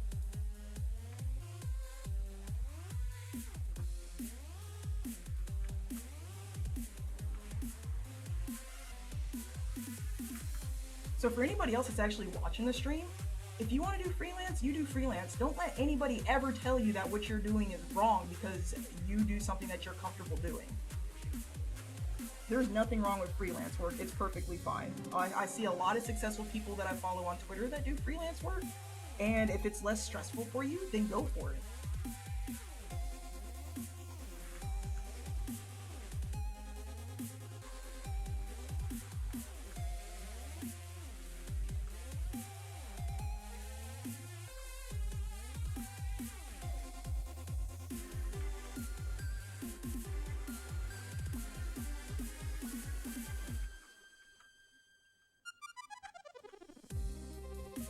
Okay, but I understand that it's good to hear. It's good to hear, like, I understand, because here on the stream, I'm a pretty open-minded individual.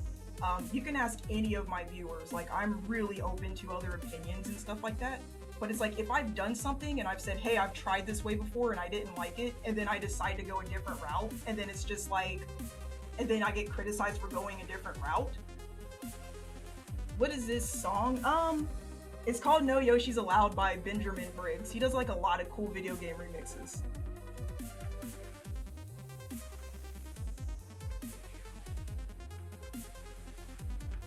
But yeah, but no, I agree. Like, you're definitely allowed to have different things. But if I've said like, hey, I've worked in the industry and I have like a lot of cool stuff under my belt. Like, I've got to do commissions for like Namco Bandai. Like, not a lot of people can even say they've been able to do that. So I'm pretty proud of what I've done so far, and I'm literally not going to let anybody tell me any different.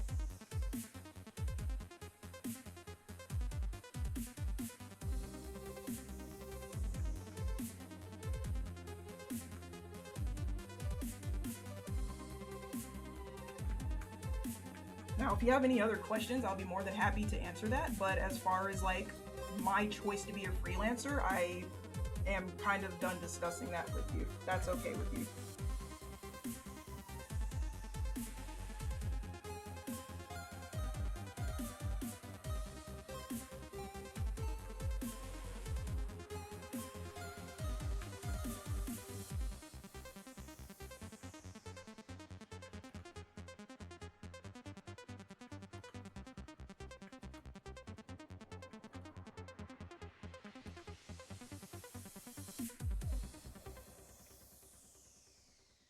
See, I'm saying that you're not bad. I'm just offering a different route. Maybe you've never seen.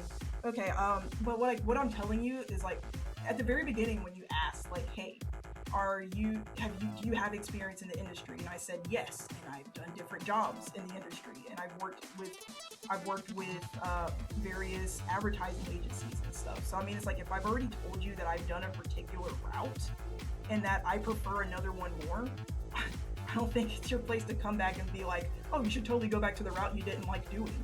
You know what I mean? So I mean, I understand like if you're trying to help, but as far as and then the fact that you literally came on my stream and said like I'm just giving excuses for what I'm doing despite like being successful at what I'm doing right now. So yeah. Are you gonna add bubbles to the shuriken thing or what? JC asked the same thing. JC asked the same thing earlier. Blade, what I plan on doing is because island style is so darn simple and the only elemental thing I've ever seen here is like fire and how they handle fire. I can't really find how they like handle water or anything. And so I'm thinking about going by what's on the character sheet and just kind of doing like a simple like ripple effect, kind of doing that. I think it's pretty simple and straightforward. And then it would kind of be like a callback to the official art as well.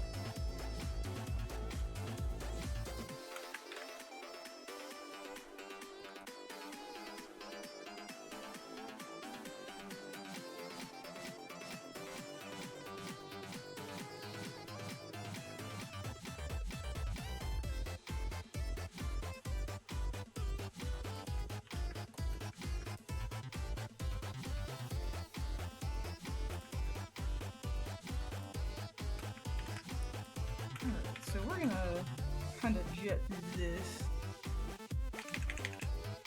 Yeah, I'm pretty hyped for this one too. And it was funny how JC pointed out earlier, like remember the stream on Monday when we had the crew battle, and he was like, "Oh, you got to do Greninja just to you got to definitely do Greninja in order to honor Ducky for going through the team." And I was like, I was actually gonna do Greninja before the crew battle, but I think it was like funny that Ducky came through with Greninja on the week that I was actually gonna draw him. So.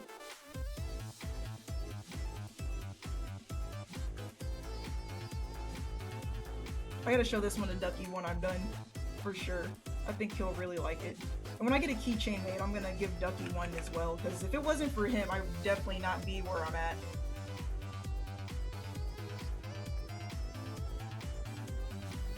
Because, like, honestly, like, I didn't know what I wanted to do with my art, but then, like, when I actually went to that crew battle at the GAM show, the Game Arts and Music show, and then, like, I got, like, I still can't believe like it was my first time being live on camera, and then like I got recruited all the way from Arizona. I'm like, yo, like we were broadcasting from Florida, and then I got recruited from Arizona, which was like freaking awesome. And then going into competitive Smash, and then it was kind of hard, and I knew that I wasn't gonna be able to keep up with this game competitively because of how often the meta changed. And so that's why I was like, okay, well, I can still be part of the community if I decide to do like Artist Alley or something along those lines. And it's been pretty successful so far. Oh, Blade, are you going to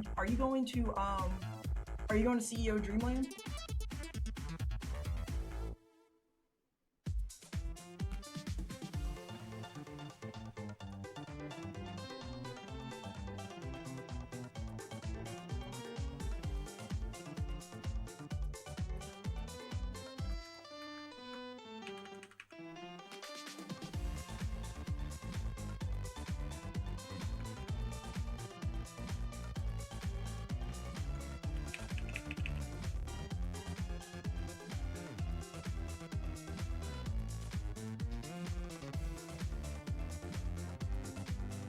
Can't do Dreamland. I might stop by to spectate, but not Artist Alley yet. I'm still working on my merch.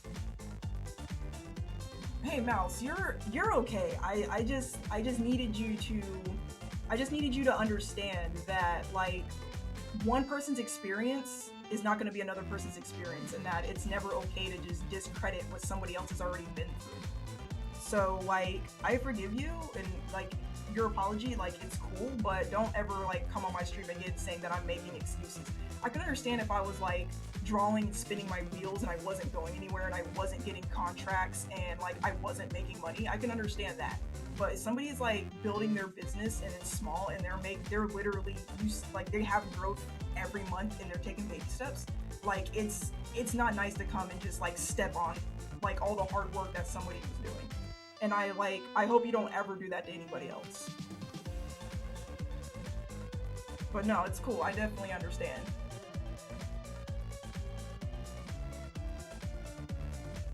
But yeah, I might show up though. I'm excited to actually see this event in person. So Blade, I've never been to a, is this Photoshop? Mouse, no, this is actually Paint Tool Side. It's a Japanese program, but they have like an English patch of it, which is the one that I have. It's only $50 too, and I really like how it mimics like real paper and stuff like that. So it's like, I like using the watercolor brushes because they blend almost like watercolors. So that's pretty interesting. Clip Studio Paint is another good one if you're like looking for like programs for actual like digital vector art outside of just graphics. Clip Studio Paint, I would say, is the more is definitely the superior one. I just prefer to use Psy because it has less options and it's straightforward, and I'm not really doing it for like a bunch of special effects and stuff like that. And then on top of that, like when I use programs that have like a lot of features, I get lost in them. So I'll be like, ooh, what does this do? What does that do?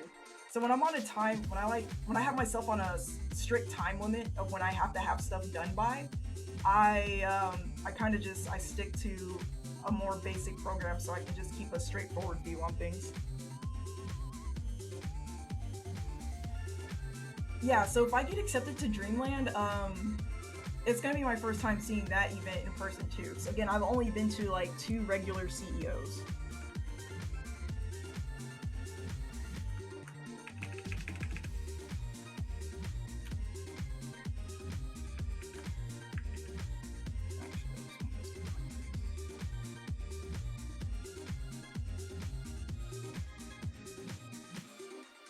No, there hasn't been an acceptance letter yet. I'm getting a little worried because I know like some conventions it kind of sucks when it kind of sucks when you get the acceptance letter and it's like so late.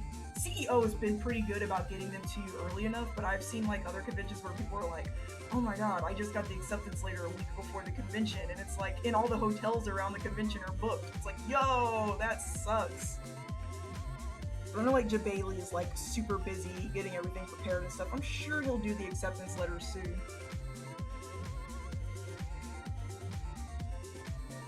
But yeah, a pretty big artist that I follow even made a tweet about that, about another convention that he was traveling to, and he was like, hey, can I get an acceptance letter before, like, a week before the convention? So like, luckily the convention was like in driving distance for him.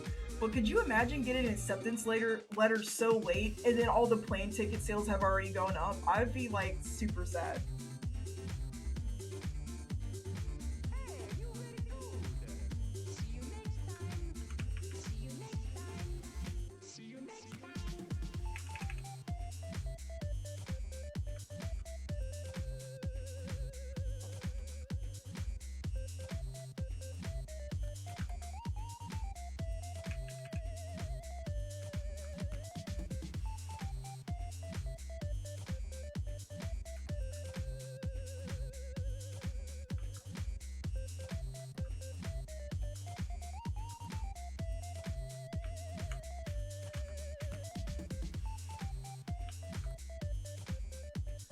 But places shouldn't be that expensive in that area.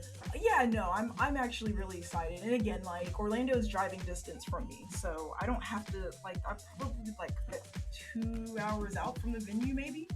So that's not going to be bad at all.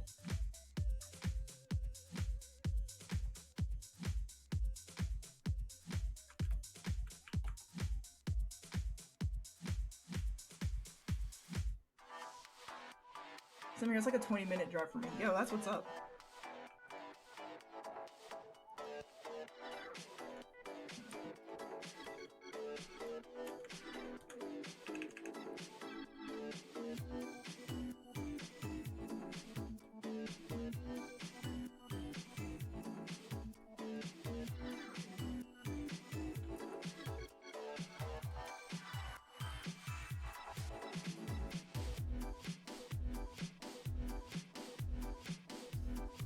Yeah, I'm gonna apply for the alley for CEO and see what's up.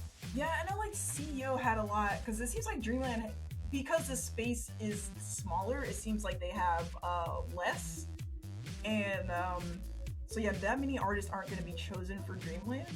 But I know CEO definitely. Like, and again, like the last time I went, the first year I went to CEO, it was kind of crazy because I saw like a booth there, and they only had like 3 prints and like 2 or 4 keychains or something, and they did not have a lot of stuff at that booth, and they still got picked. And again, I'm not downing their booth because I was actually excited to see that because I was like, wow, like everybody's got to start somewhere, but I'm really glad like they got to actually like come out to an event this big with that little bit of stuff because it kind of shows like it was of quality. Because like quality, like I always put quality over quantity anytime. So it just makes me like, it makes me happy because it shows that like smaller artists can still have like a come up and even make like a debut at an event as big as CEO. Because I'm gonna be honest, like when I first started CEO, all I had was 4 shirts, 2 prints. I had like 4 shirts and 2 prints, and then I had 12 charm designs, and I only had the characters from the first Smash game. And I was like, oh my god, I'm so scared. Like, I'm excited that I'm here, but I don't know if I'm gonna do that well, and I did way better than I thought I would. So, it's gonna be really scary, like, the first time you set up a booth, but I'm telling you, like, people in the community are super supportive, and it's crazy.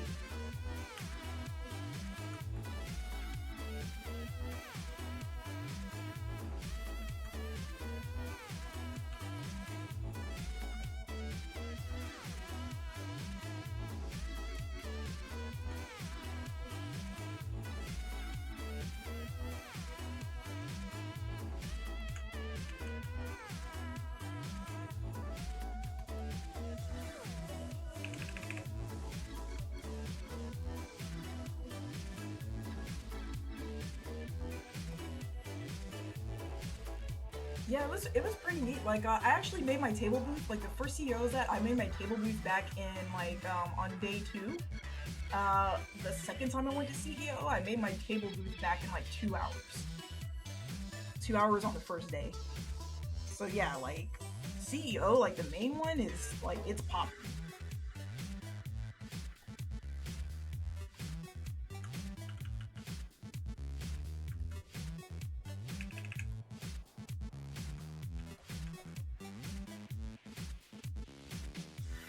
I think you'll do great. What kinds of merch are you gonna be making, Blade? If you don't mind me asking, if it's not like top secret information.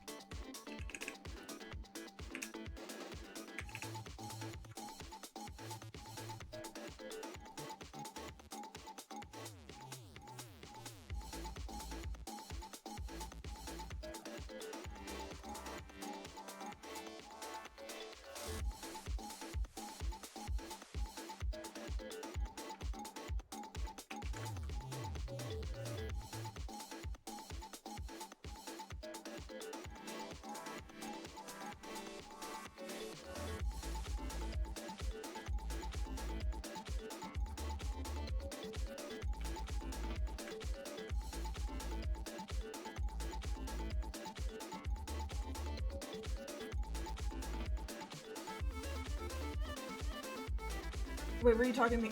Oh, yeah, no. My bad. No, I was saying that, what types of products were you planning on making? If you don't mind me asking, if it's not like top secret information or anything.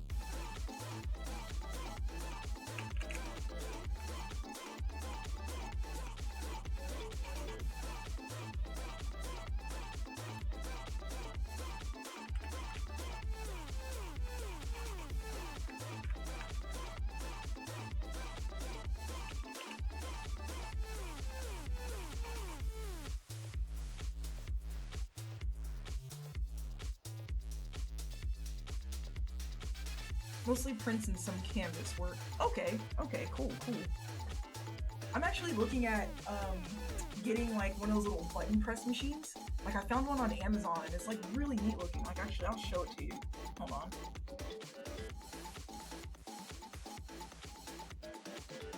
You're doing a full roster on mini canvases. Hey, that's what's up. Oh, but we have 6 more fighters on the way.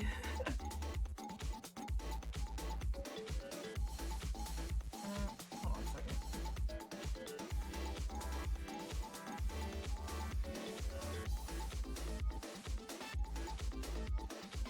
Back here. Oh yeah, okay, here we go. Amazon. Not doing multiples of the same character, so it's just only one being sold. Oh wow, yeah. So you might be able to like price those pretty well, seeing how they would be pretty much rare, one of a kinds. Okay. So I'm actually looking into getting this. So apparently you can make your own little buttons, and I didn't know it was so easy. Like one lady, like the when I went to EXPCon, the lady that was sitting next to me, she told me about it, and she was telling me like you just take the button and you put a little clear, you put your print in the middle and you put a little clear film thing in there, and then you just push it together. And I was like, I don't really know what she's talking about, but it sounds really awesome. So yeah, we pretty much have this, and I really want this just to make little buttons. Because really I want the 32 millimeter one, to make like the little mini buttons. But yeah, like that's dope. There was a guy at CEO that had that. Oh, he's probably doing like custom buttons on demand. That's pretty cool.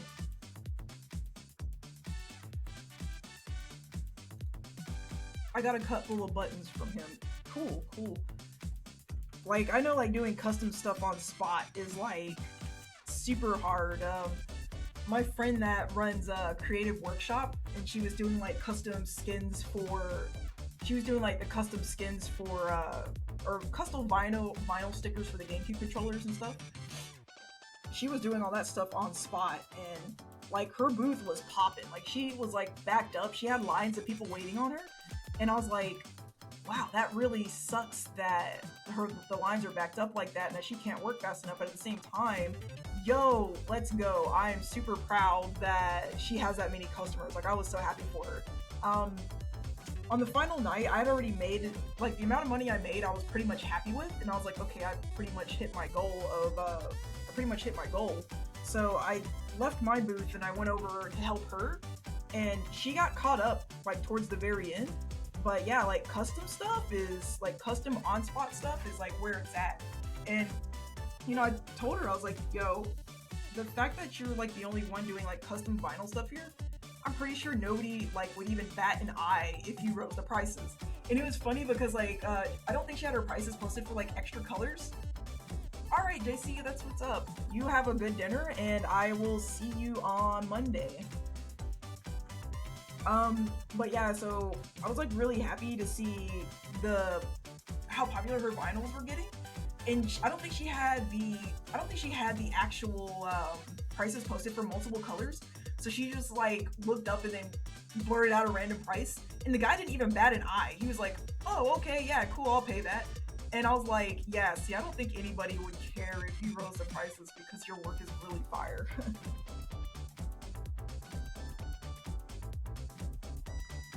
Oh, and I felt so bad because like oh, you're going to a Smash tournament? Okay, yo, that's what's up. Let me know how that goes. Chippy, get out of here with that Fire Emblem crap. I'm just kidding. Fire Emblem is not crap. I kind of want to get 3 houses, to be completely honest. Like, the game looks really cool, but I'm not really into Firehouse. Dude, I'm over here talking about milliliters when I meant to say millimeters, and then I'm like saying Firehouse. Like, I need to eat. I didn't eat before the stream, so I'm like really hungry, but I'm about to go out and get pizza later, so yeah, I want to get Fire Emblem Firehouse. No, 3 houses is so much fun. Like, I made spaghetti and meatballs. I actually don't like spaghetti. Spaghetti, like if I can get like a white pasta or something like that, then I'll eat it. But like tomato spaghetti, I don't. 'Cause for some reason, like tomatoes just upset my stomach. I don't know if it's because they're like super acidic or oh man, cheese stuffed meatballs. That's what's up. That sounds really good. Yeah, it's like I don't like tomatoes, but the thing about it is like I don't like tomatoes because of how bad they upset my stomach. Yo, young Summer, what is up? How are you? How is everyone? Thank you so much for stopping back by the stream.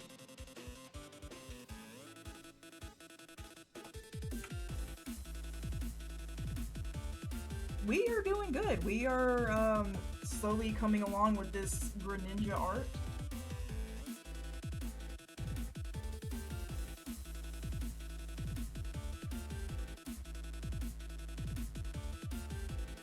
I think he's coming out pretty good.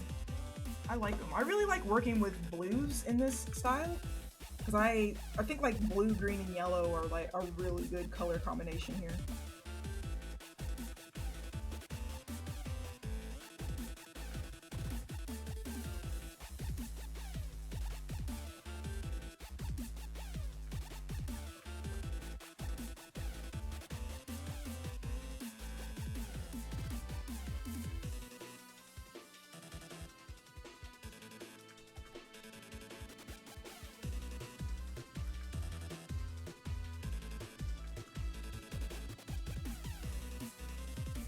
I'm happy with, and see, I'm happy with Bayla's inclusion. To be honest, yeah. So like, I'm not too like thrilled. Again, me and like a lot of other people misunderstood Reggie's statement at the Game Awards when they announced Joker. Like, I know like he said like all the DLC is going to be characters that are not yet represented in Smash. So I know like a lot of people thought like a lot of franchises that are not or IPs that aren't in Smash yet. So like when Joker made sense, and then like Hero made sense because Dragon Quest wasn't in Smash yet, and then like because I know like Dragon Quest wasn't in yet, Banjo's definitely not in yet, and then they released Terry, so it's like wow, Fatal Fury, like nothing, like SNK wasn't even in yet. So it was, to me it was a little jarring to see Fire Emblem again when we had like so many like um when we had like so many other picks on the table at the moment. So I'm not like salty about it, but I'm not thrilled about it either. I'm just like, oh, okay, cool. I know a lot of people are like super duper mad about it. Like it's crazy. To me it was just a little bit jarring to see another Fire Emblem character. But I do understand that Fire Emblem is one of Nintendo's like biggest franchises, and like oh no, Cuphead being in was the hypest for me. That was the hypest thing about the whole entire direct.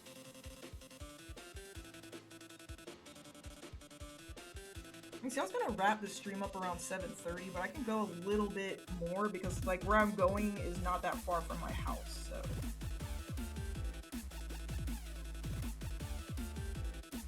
but yeah, I was super happy about Cuphead getting in and like just kind of having like some indie game representation in there as actual playable characters is pretty neat.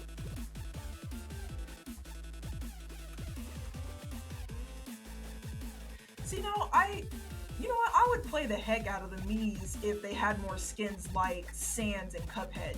Like, instead of being costumes that the Mii's wear, why can't they just be whole entire model swaps? Like, that would be pretty dope. Like, you can get so many characters into the game like that, and, like, suddenly you would see, like, a huge jump in people playing Mii's in tournaments and stuff because, you know, you get to have, like, that character skin swap. That'd be the easiest way to make everyone happy, to be completely honest, without having to kill the dev team.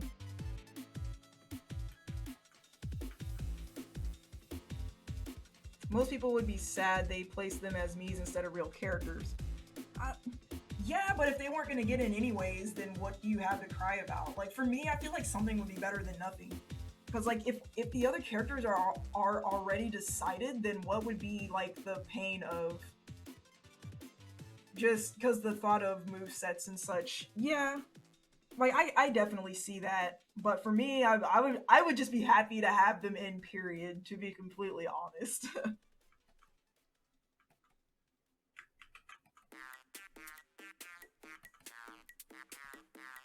Honestly, like, dude, come on, Sakurai has to sleep too. I don't know, like, does that man even sleep? It's like he's a robot or something.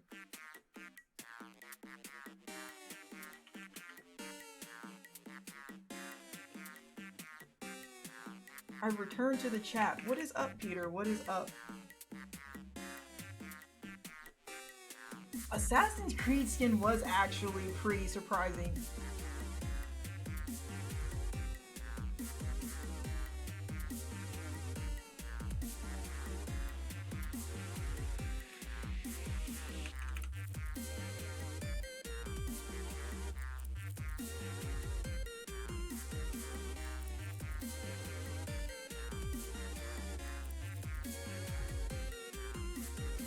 Ah yes, Peter, welcome back, welcome back. You've actually rejoined the chat at a very peaceful time.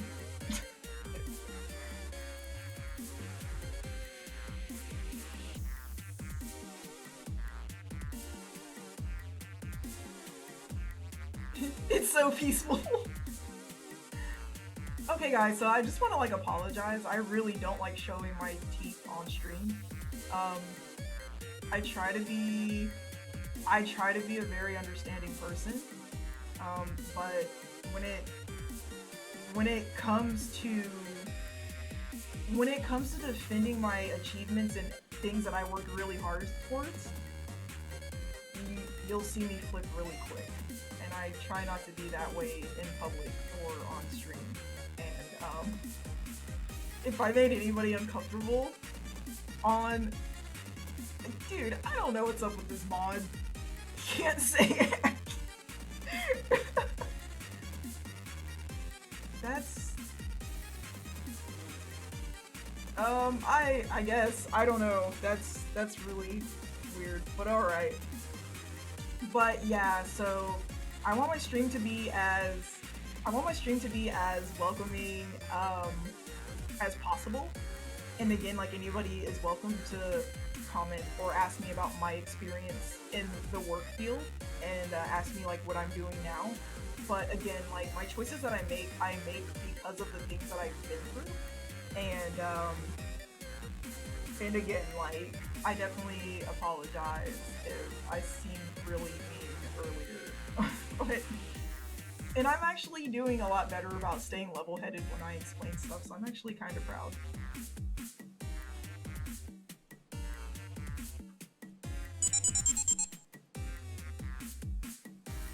Yo, Spiteful, what is up? Thank you so much for the follow on Mixer. How are you? Welcome to the stream.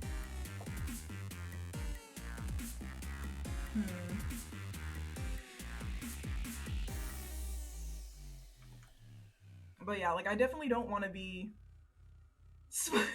I definitely, like, okay, so here's the thing. I challenge myself because, like, I'm the type of person that in the past, especially like in high school, I'd go off on everybody, I would fight, I would tell people off, I'd make people cry. Am I proud of that? Heck no. Not by a long shot. So I told myself as an adult, like, okay, this is my transformation, I'm gonna change. It's not worth it anymore. And I think you should respect everybody and listen to everybody's sides and opinions. And then it's like, yeah, I almost got sent to an alternative school, by the way. Like, there was a juvenile detention center, like, right down the street from my school. I was on my way there, dude.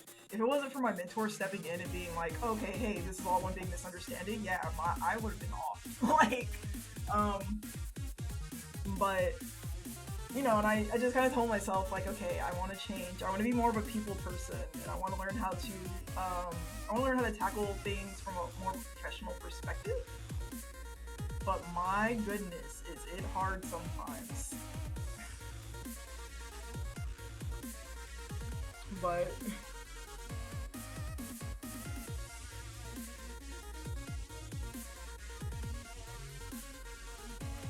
So I know some streams get, like, high viewership because the streamer is, like, going off on, like, people in the chat that are just kind of annoying them or they don't agree with or whatever. But I kind of want to be, like, a humane person, and I want my stream to be known for kindness and inspiration. So, I feel like I lost some points today, but I got forced to be a people person. I got that friendly face and calming attitude from what people say.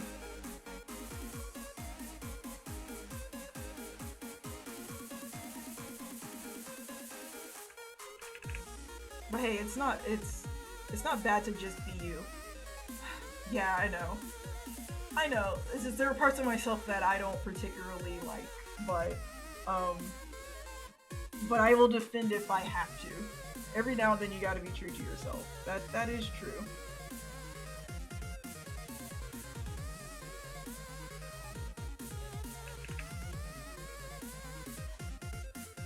That is very, very true. Can't fake it up or put you on the spot. Yeah. Yep. It's true. I feel kind of bad though. I was like, you can leave and nothing of value will be lost. Like, oh my god. Jeez.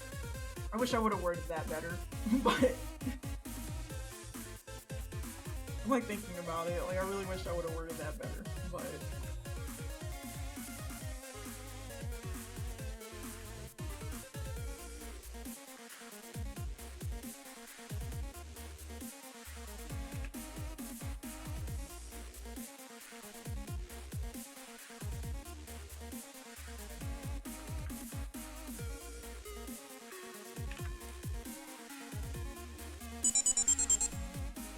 yo, Bunny Buns, what is up? Thank you so much for the follow on Twitch. How are you? And welcome to the stream. Let's see. I actually have to update my goals now. Let's see. We have goals here. Goals. Mixer, we have +1, so we've had 2 for this week. Didn't quite reach the goal, but you know what? I like taking baby steps in everything that I do, so this is good stuff. Twitch, y'all came in this week and y'all showed out. Like, I am double my goal right now here, so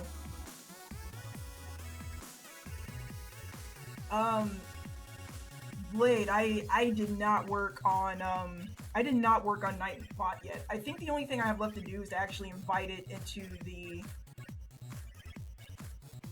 I think the only thing I have left to do is, like you said, invite it into the actual chat. So I gotta connect it to Twitch.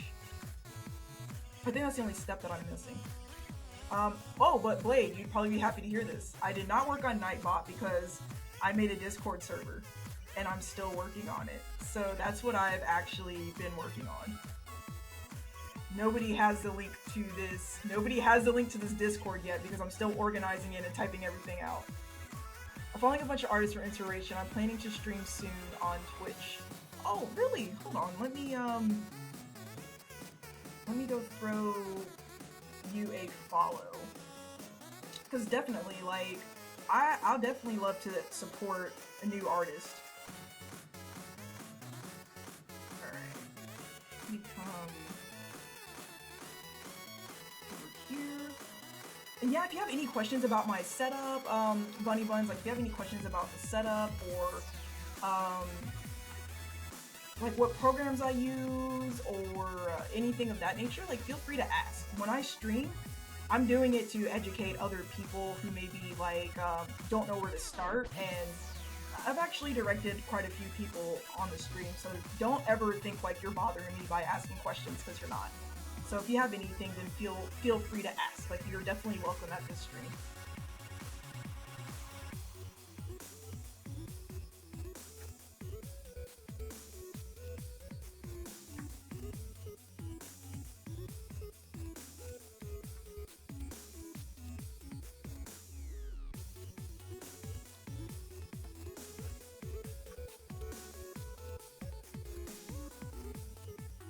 At least you got that top tier art advice.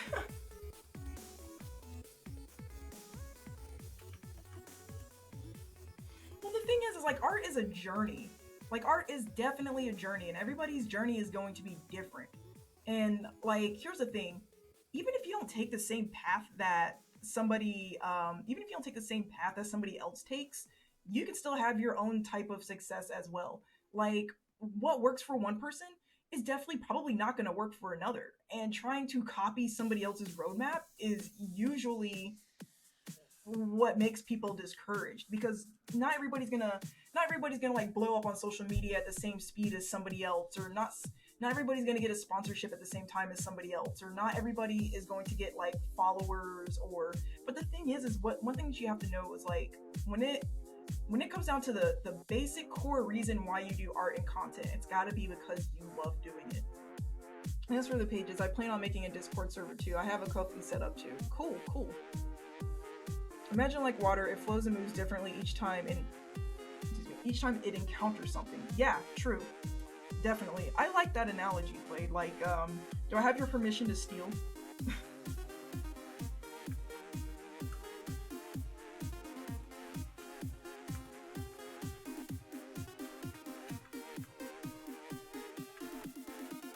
That's cool, go for it. Appreciate it. Yeah, that really is a good one. Like, that's a basic way to break down, that's a basic way to break it down, and I actually really like that one.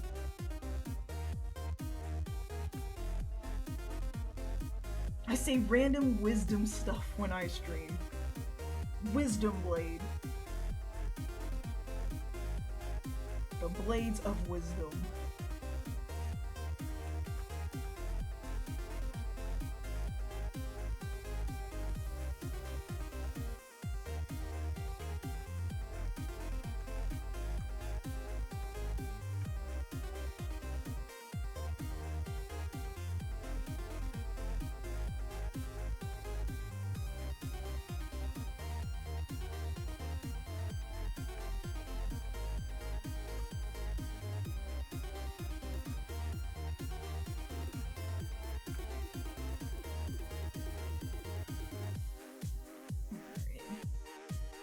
Well, I'll be cruising around artists. Cheers. Alright, Bun, thank you so much for stopping by, and I look forward to seeing your streams too. Blade of Wisdom segment, yes.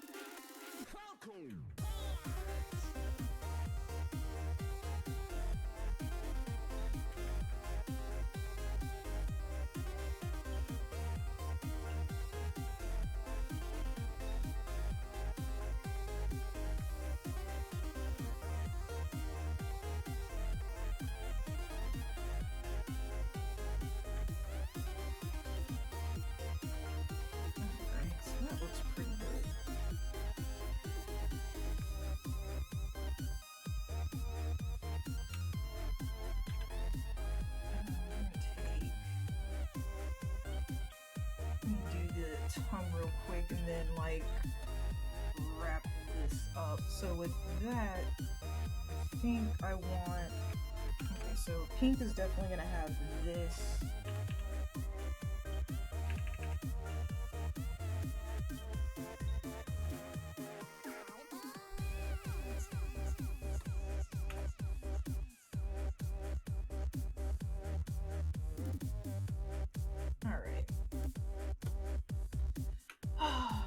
You know, guys, I feel really like bad. Like, I feel like I could have had more done if I was better at multitasking. And the thing is like earlier I wasn't even really trying to argue. I was just trying to make my stance on something. And I feel like it turned into me trying to prove my stance on something more than me actually drawing on a stream that was supposed to be art. I promise I'll get this right one day.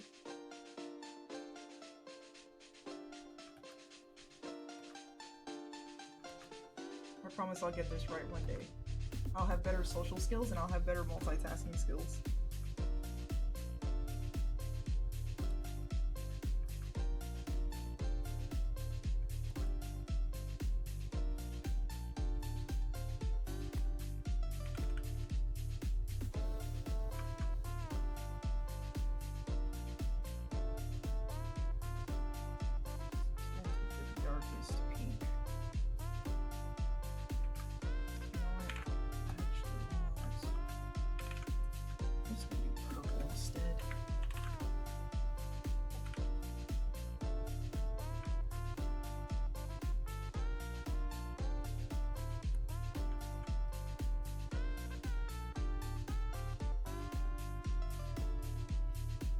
I do the same when I do my 1-hour art streams. I spend like 30 minutes of it talking to the chat. I don't mind talking, but I just feel like my talk was unproductive. I definitely feel like it was unproductive.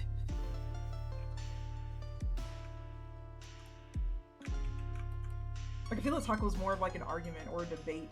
That's not really what I intended for it to be.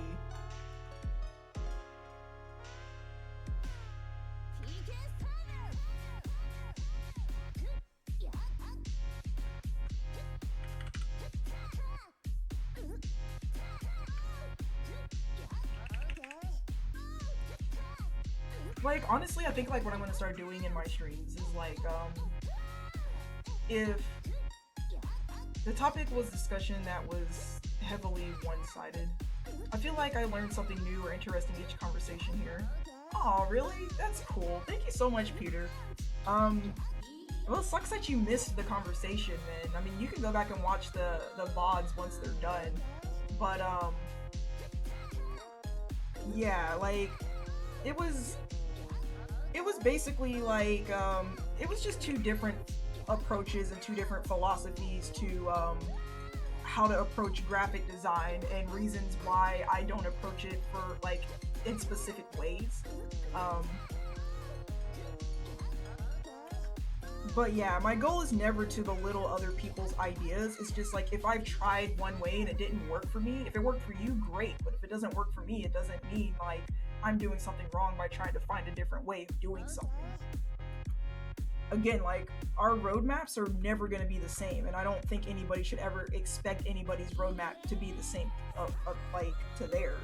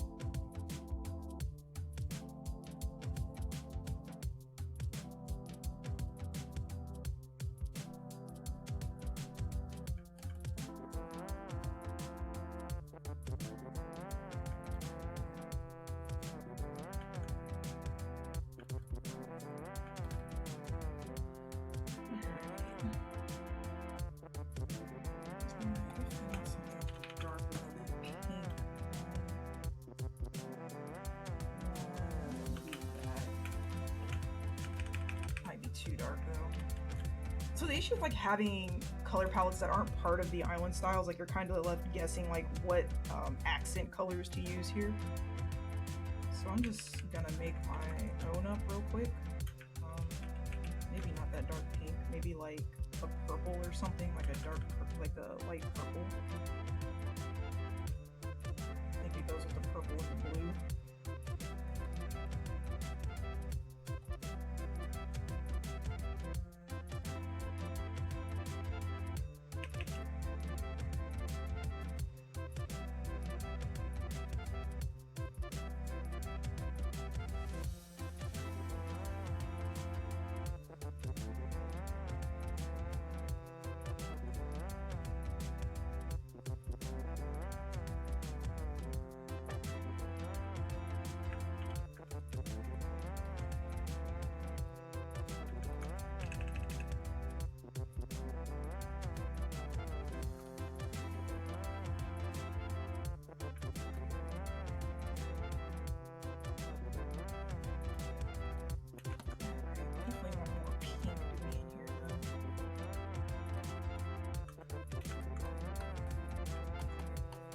Not like that.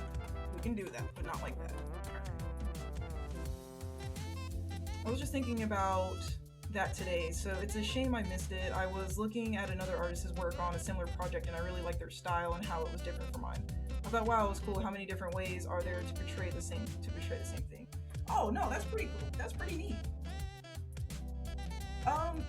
No, it's, you can go back and rewatch. You go back and rewatch it, but it's just food for thought about like different styles. Because the guy that was like, the person that was trying to talk to me about how I conduct my art and everything was pretty much like saying that I guess like it's best to work for hire or to work for corporations. And it's like, yeah, no, I've actually found more success in freelancing. So apparently me stating my position and saying I prefer being a freelancer, he pretty much came through and was like, well, I've been watching your stream for an hour and all I've heard are excuses. And it's like, because I prefer to be a freelancer, like, I mean, he apologized for it because when I told him how it kind of came off, like, he kind of understood. But at the same time, it's just like, okay, what works for one person doesn't always work for another. And the fact that I don't think I was giving excuses, I was just telling, like, based on my research and based on what I experienced. Might be some finite ways, but it is incredible to see another person's viewpoint on the same project. And, well, for me, because art is the same way, like, how you go about conducting your art, what types of contracts you want to do. Even, like, when people are, like, drawing characters and stuff like that, how they interpret the character. Actually, I had a really fun project like that. What I just did in, let me see. What I just ended up doing here, I was playing Deltarune, and I did a piece of my favorite character. So let me bring this up real quick. Let me switch this over. Desktop. Alright. So this one was actually really fun to do because this was my first time doing art based on just the pixel versions of it. So like looking at so I was really careful not to look at other people's interpretations of the character, like other fan arts of it. And I went based on the pixel art alone, for the most part. It's like looking at like Deltarune and stuff, so it's like you have like the face and then the overworld pixel. Let me zoom in here so we can see this better. Okay, so yeah, like we have the face, and then the overworld, and then like hooded. Then you have like no hat. That doesn't even make sense to me, but so like looking at the different sprites and stuff here. So I definitely tried to, I mean, there's not really like official art. I guess this concept art is as official as it would get. But I tried using the pixel art to base what I wanted the character to look like. Undertale, yeah, so it's from the same person. So Toby Fox, who made Undertale, also made Deltarune. So it's chapter 1 out right now. But yeah, so it's basically it's in the same world as Undertale, basically. But yeah, so and then that's how mine came out. So that was me just trying to take pixel art and turn it into something like more like just tangible, I guess. Not tangible, that's like the wrong word. I have not played any of those games yet. Okay, so I have been sleeping on Undertale for the longest time, and I looked at the art and I was like, what is so appealing about this game? Like, it looks really trash, and I hate it. Hurt my heart to say that. So my friend was like, he gave me a code to put into the eShop. He's like, put this code in your eShop. I was like, okay. So I put the code in, and then suddenly it was like, you purchased Undertale. And I was like, oh, okay, thank you. And I played it, and I was like, okay, well, I'm not gonna let this go to waste since they bought it for me.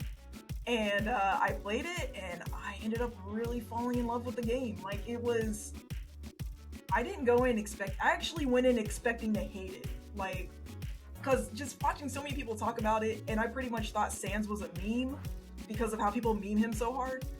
And so, like, I went into it expecting to hate it, and I was like, this game's gonna be so dumb. It's just overblown. It's just overblown out of proportion because of memes. And then when I played it, I was like, oh, how wrong I was. Okay, I'll hold that L. I'm completely fine with admitting when I'm wrong. I have no issues doing that, and I was definitely wrong about Undertale.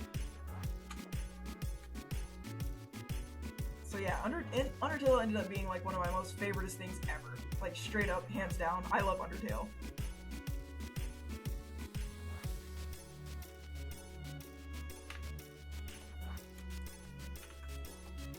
Okay, so when I actually zoom out on this, his tongue is actually looking a little too light. So I'm going to bring in some more of this dark pink right here, just to make sure we have enough pink. This, I'm going to just do this, and then that's going to be, go back to dark pink. So I like the lightness being on there, but I don't want the tongue to look like it's more peach than pink.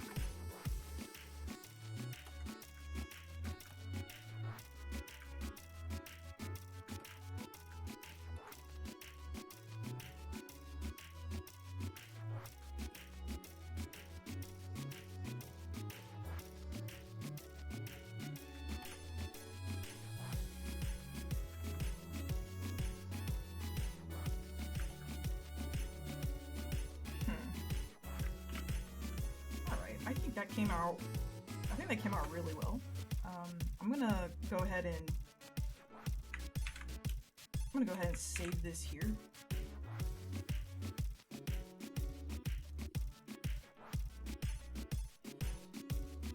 The screen might go black for a second.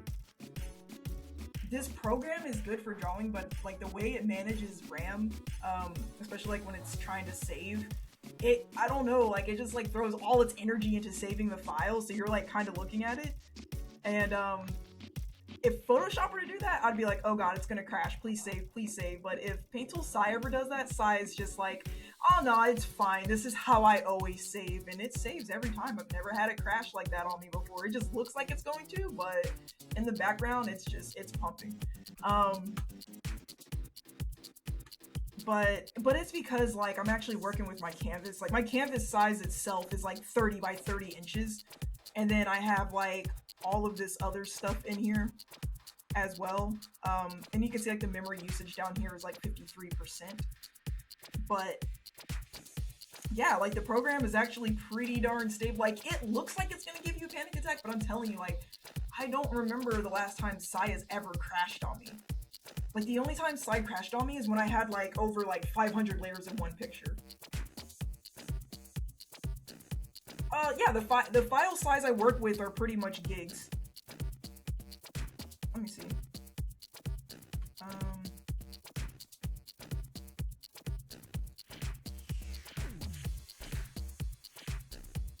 That, and then...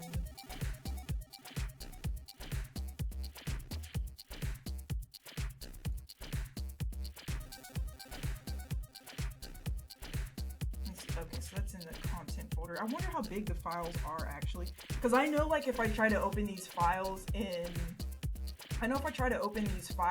my actual on my Surface Pro, it's like bro, it'll say ran out of memory immediately.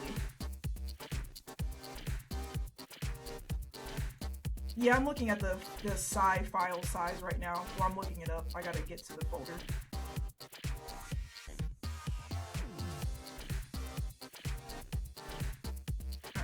So this is actually content.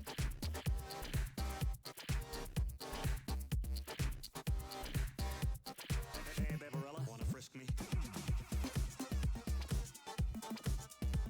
Yeah, they're about the one I'm working on right now is, yeah, the file sizes are about, they're in gigs. Discord has been taking me off with file size, not letting me upload anything over 8 megs. Oh wow. Because I think that's way over 20 gigs. No, this one right here is they're pretty small. Like they're almost about a gig apiece. So yeah, I just think like Sai handles RAM and stuff weird, and how it just kind of stores stuff in memory. But I'm gonna go ahead and like just kind of end this here, and I definitely want to start. How big is the canvas? Peter, the canvas is 30 by 30 inches. I start with a really huge canvas because like when I draw, I kind of like my art. I don't like my art being just for one thing. So if I draw something, I would much rather it be able to kill like 5 birds with one stone, if that makes any sense. So even though I know these are going to be on like 1.5-inch charms, I still have them super big because like what I plan on doing is when I get my art building, I'm gonna have these all arranged on a vinyl so I can have these on like my wall in my actual art studio. So I have many uses for these things. But yes, that is what I'm. And then also, like, even though there are gonna be like 1.5-inch charms, I still plan on making like I plan on making like 2 or 3-inch stickers. So again, for me, there's absolutely no sense in making a picture super small and only being able to use it for one small thing. Because you can always downscale a picture, you can't upscale a picture without it pixelizing. So I always think of it like that. But I am getting ready to. Oh dear. All right. Well, I'm sure not everything's starting at 8 and it lasts for like 4 hours, but you know what? I'm never on time. But thank you so much for everybody that stopped by the stream. And again, please don't be afraid to talk to me about different ideas. But when it comes to like a point, just agree to disagree, like sheesh. Because again, not everybody's gonna see stuff a certain way, but also for anybody on any platform, that is trying to get into freelance work, please do not be discouraged. Freelance work is good. Yes, working for different companies has been good for me, and then doing contract work through different companies has been good for me. And that's just what works for me. So what works for you may not be what works for me, and vice versa. So you just have to find your own path in your own way when it comes to art. But for the love of God, don't ever let anybody discourage you from the path that you're currently trying to explore. So like, the definition of insanity is like doing the same thing multiple times and expecting different results. That's true. So if you do something and it doesn't work out for you, then change what you're doing. But don't ever let anybody discourage you from changing what it is that you're doing. But yeah, so Monday we will be back, and come on,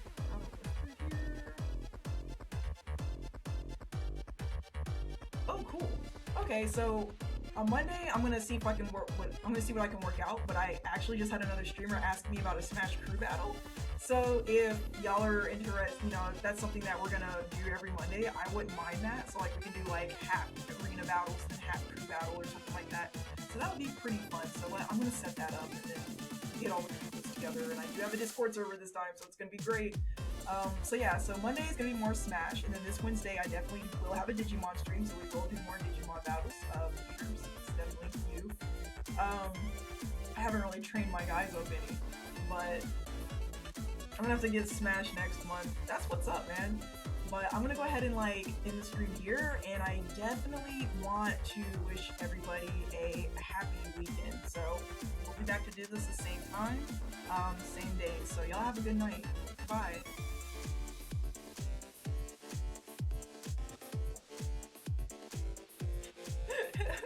And you know what? And that's why I need like an ending screen that I haven't made yet, because then it's just like that really awkward bye, and then like the camera guy doesn't cut the camera. And it's just like, I love when news reporters do that too, where they'll be like, back to you, and then it's just like they're standing there like, huh? Thanks, XSplits.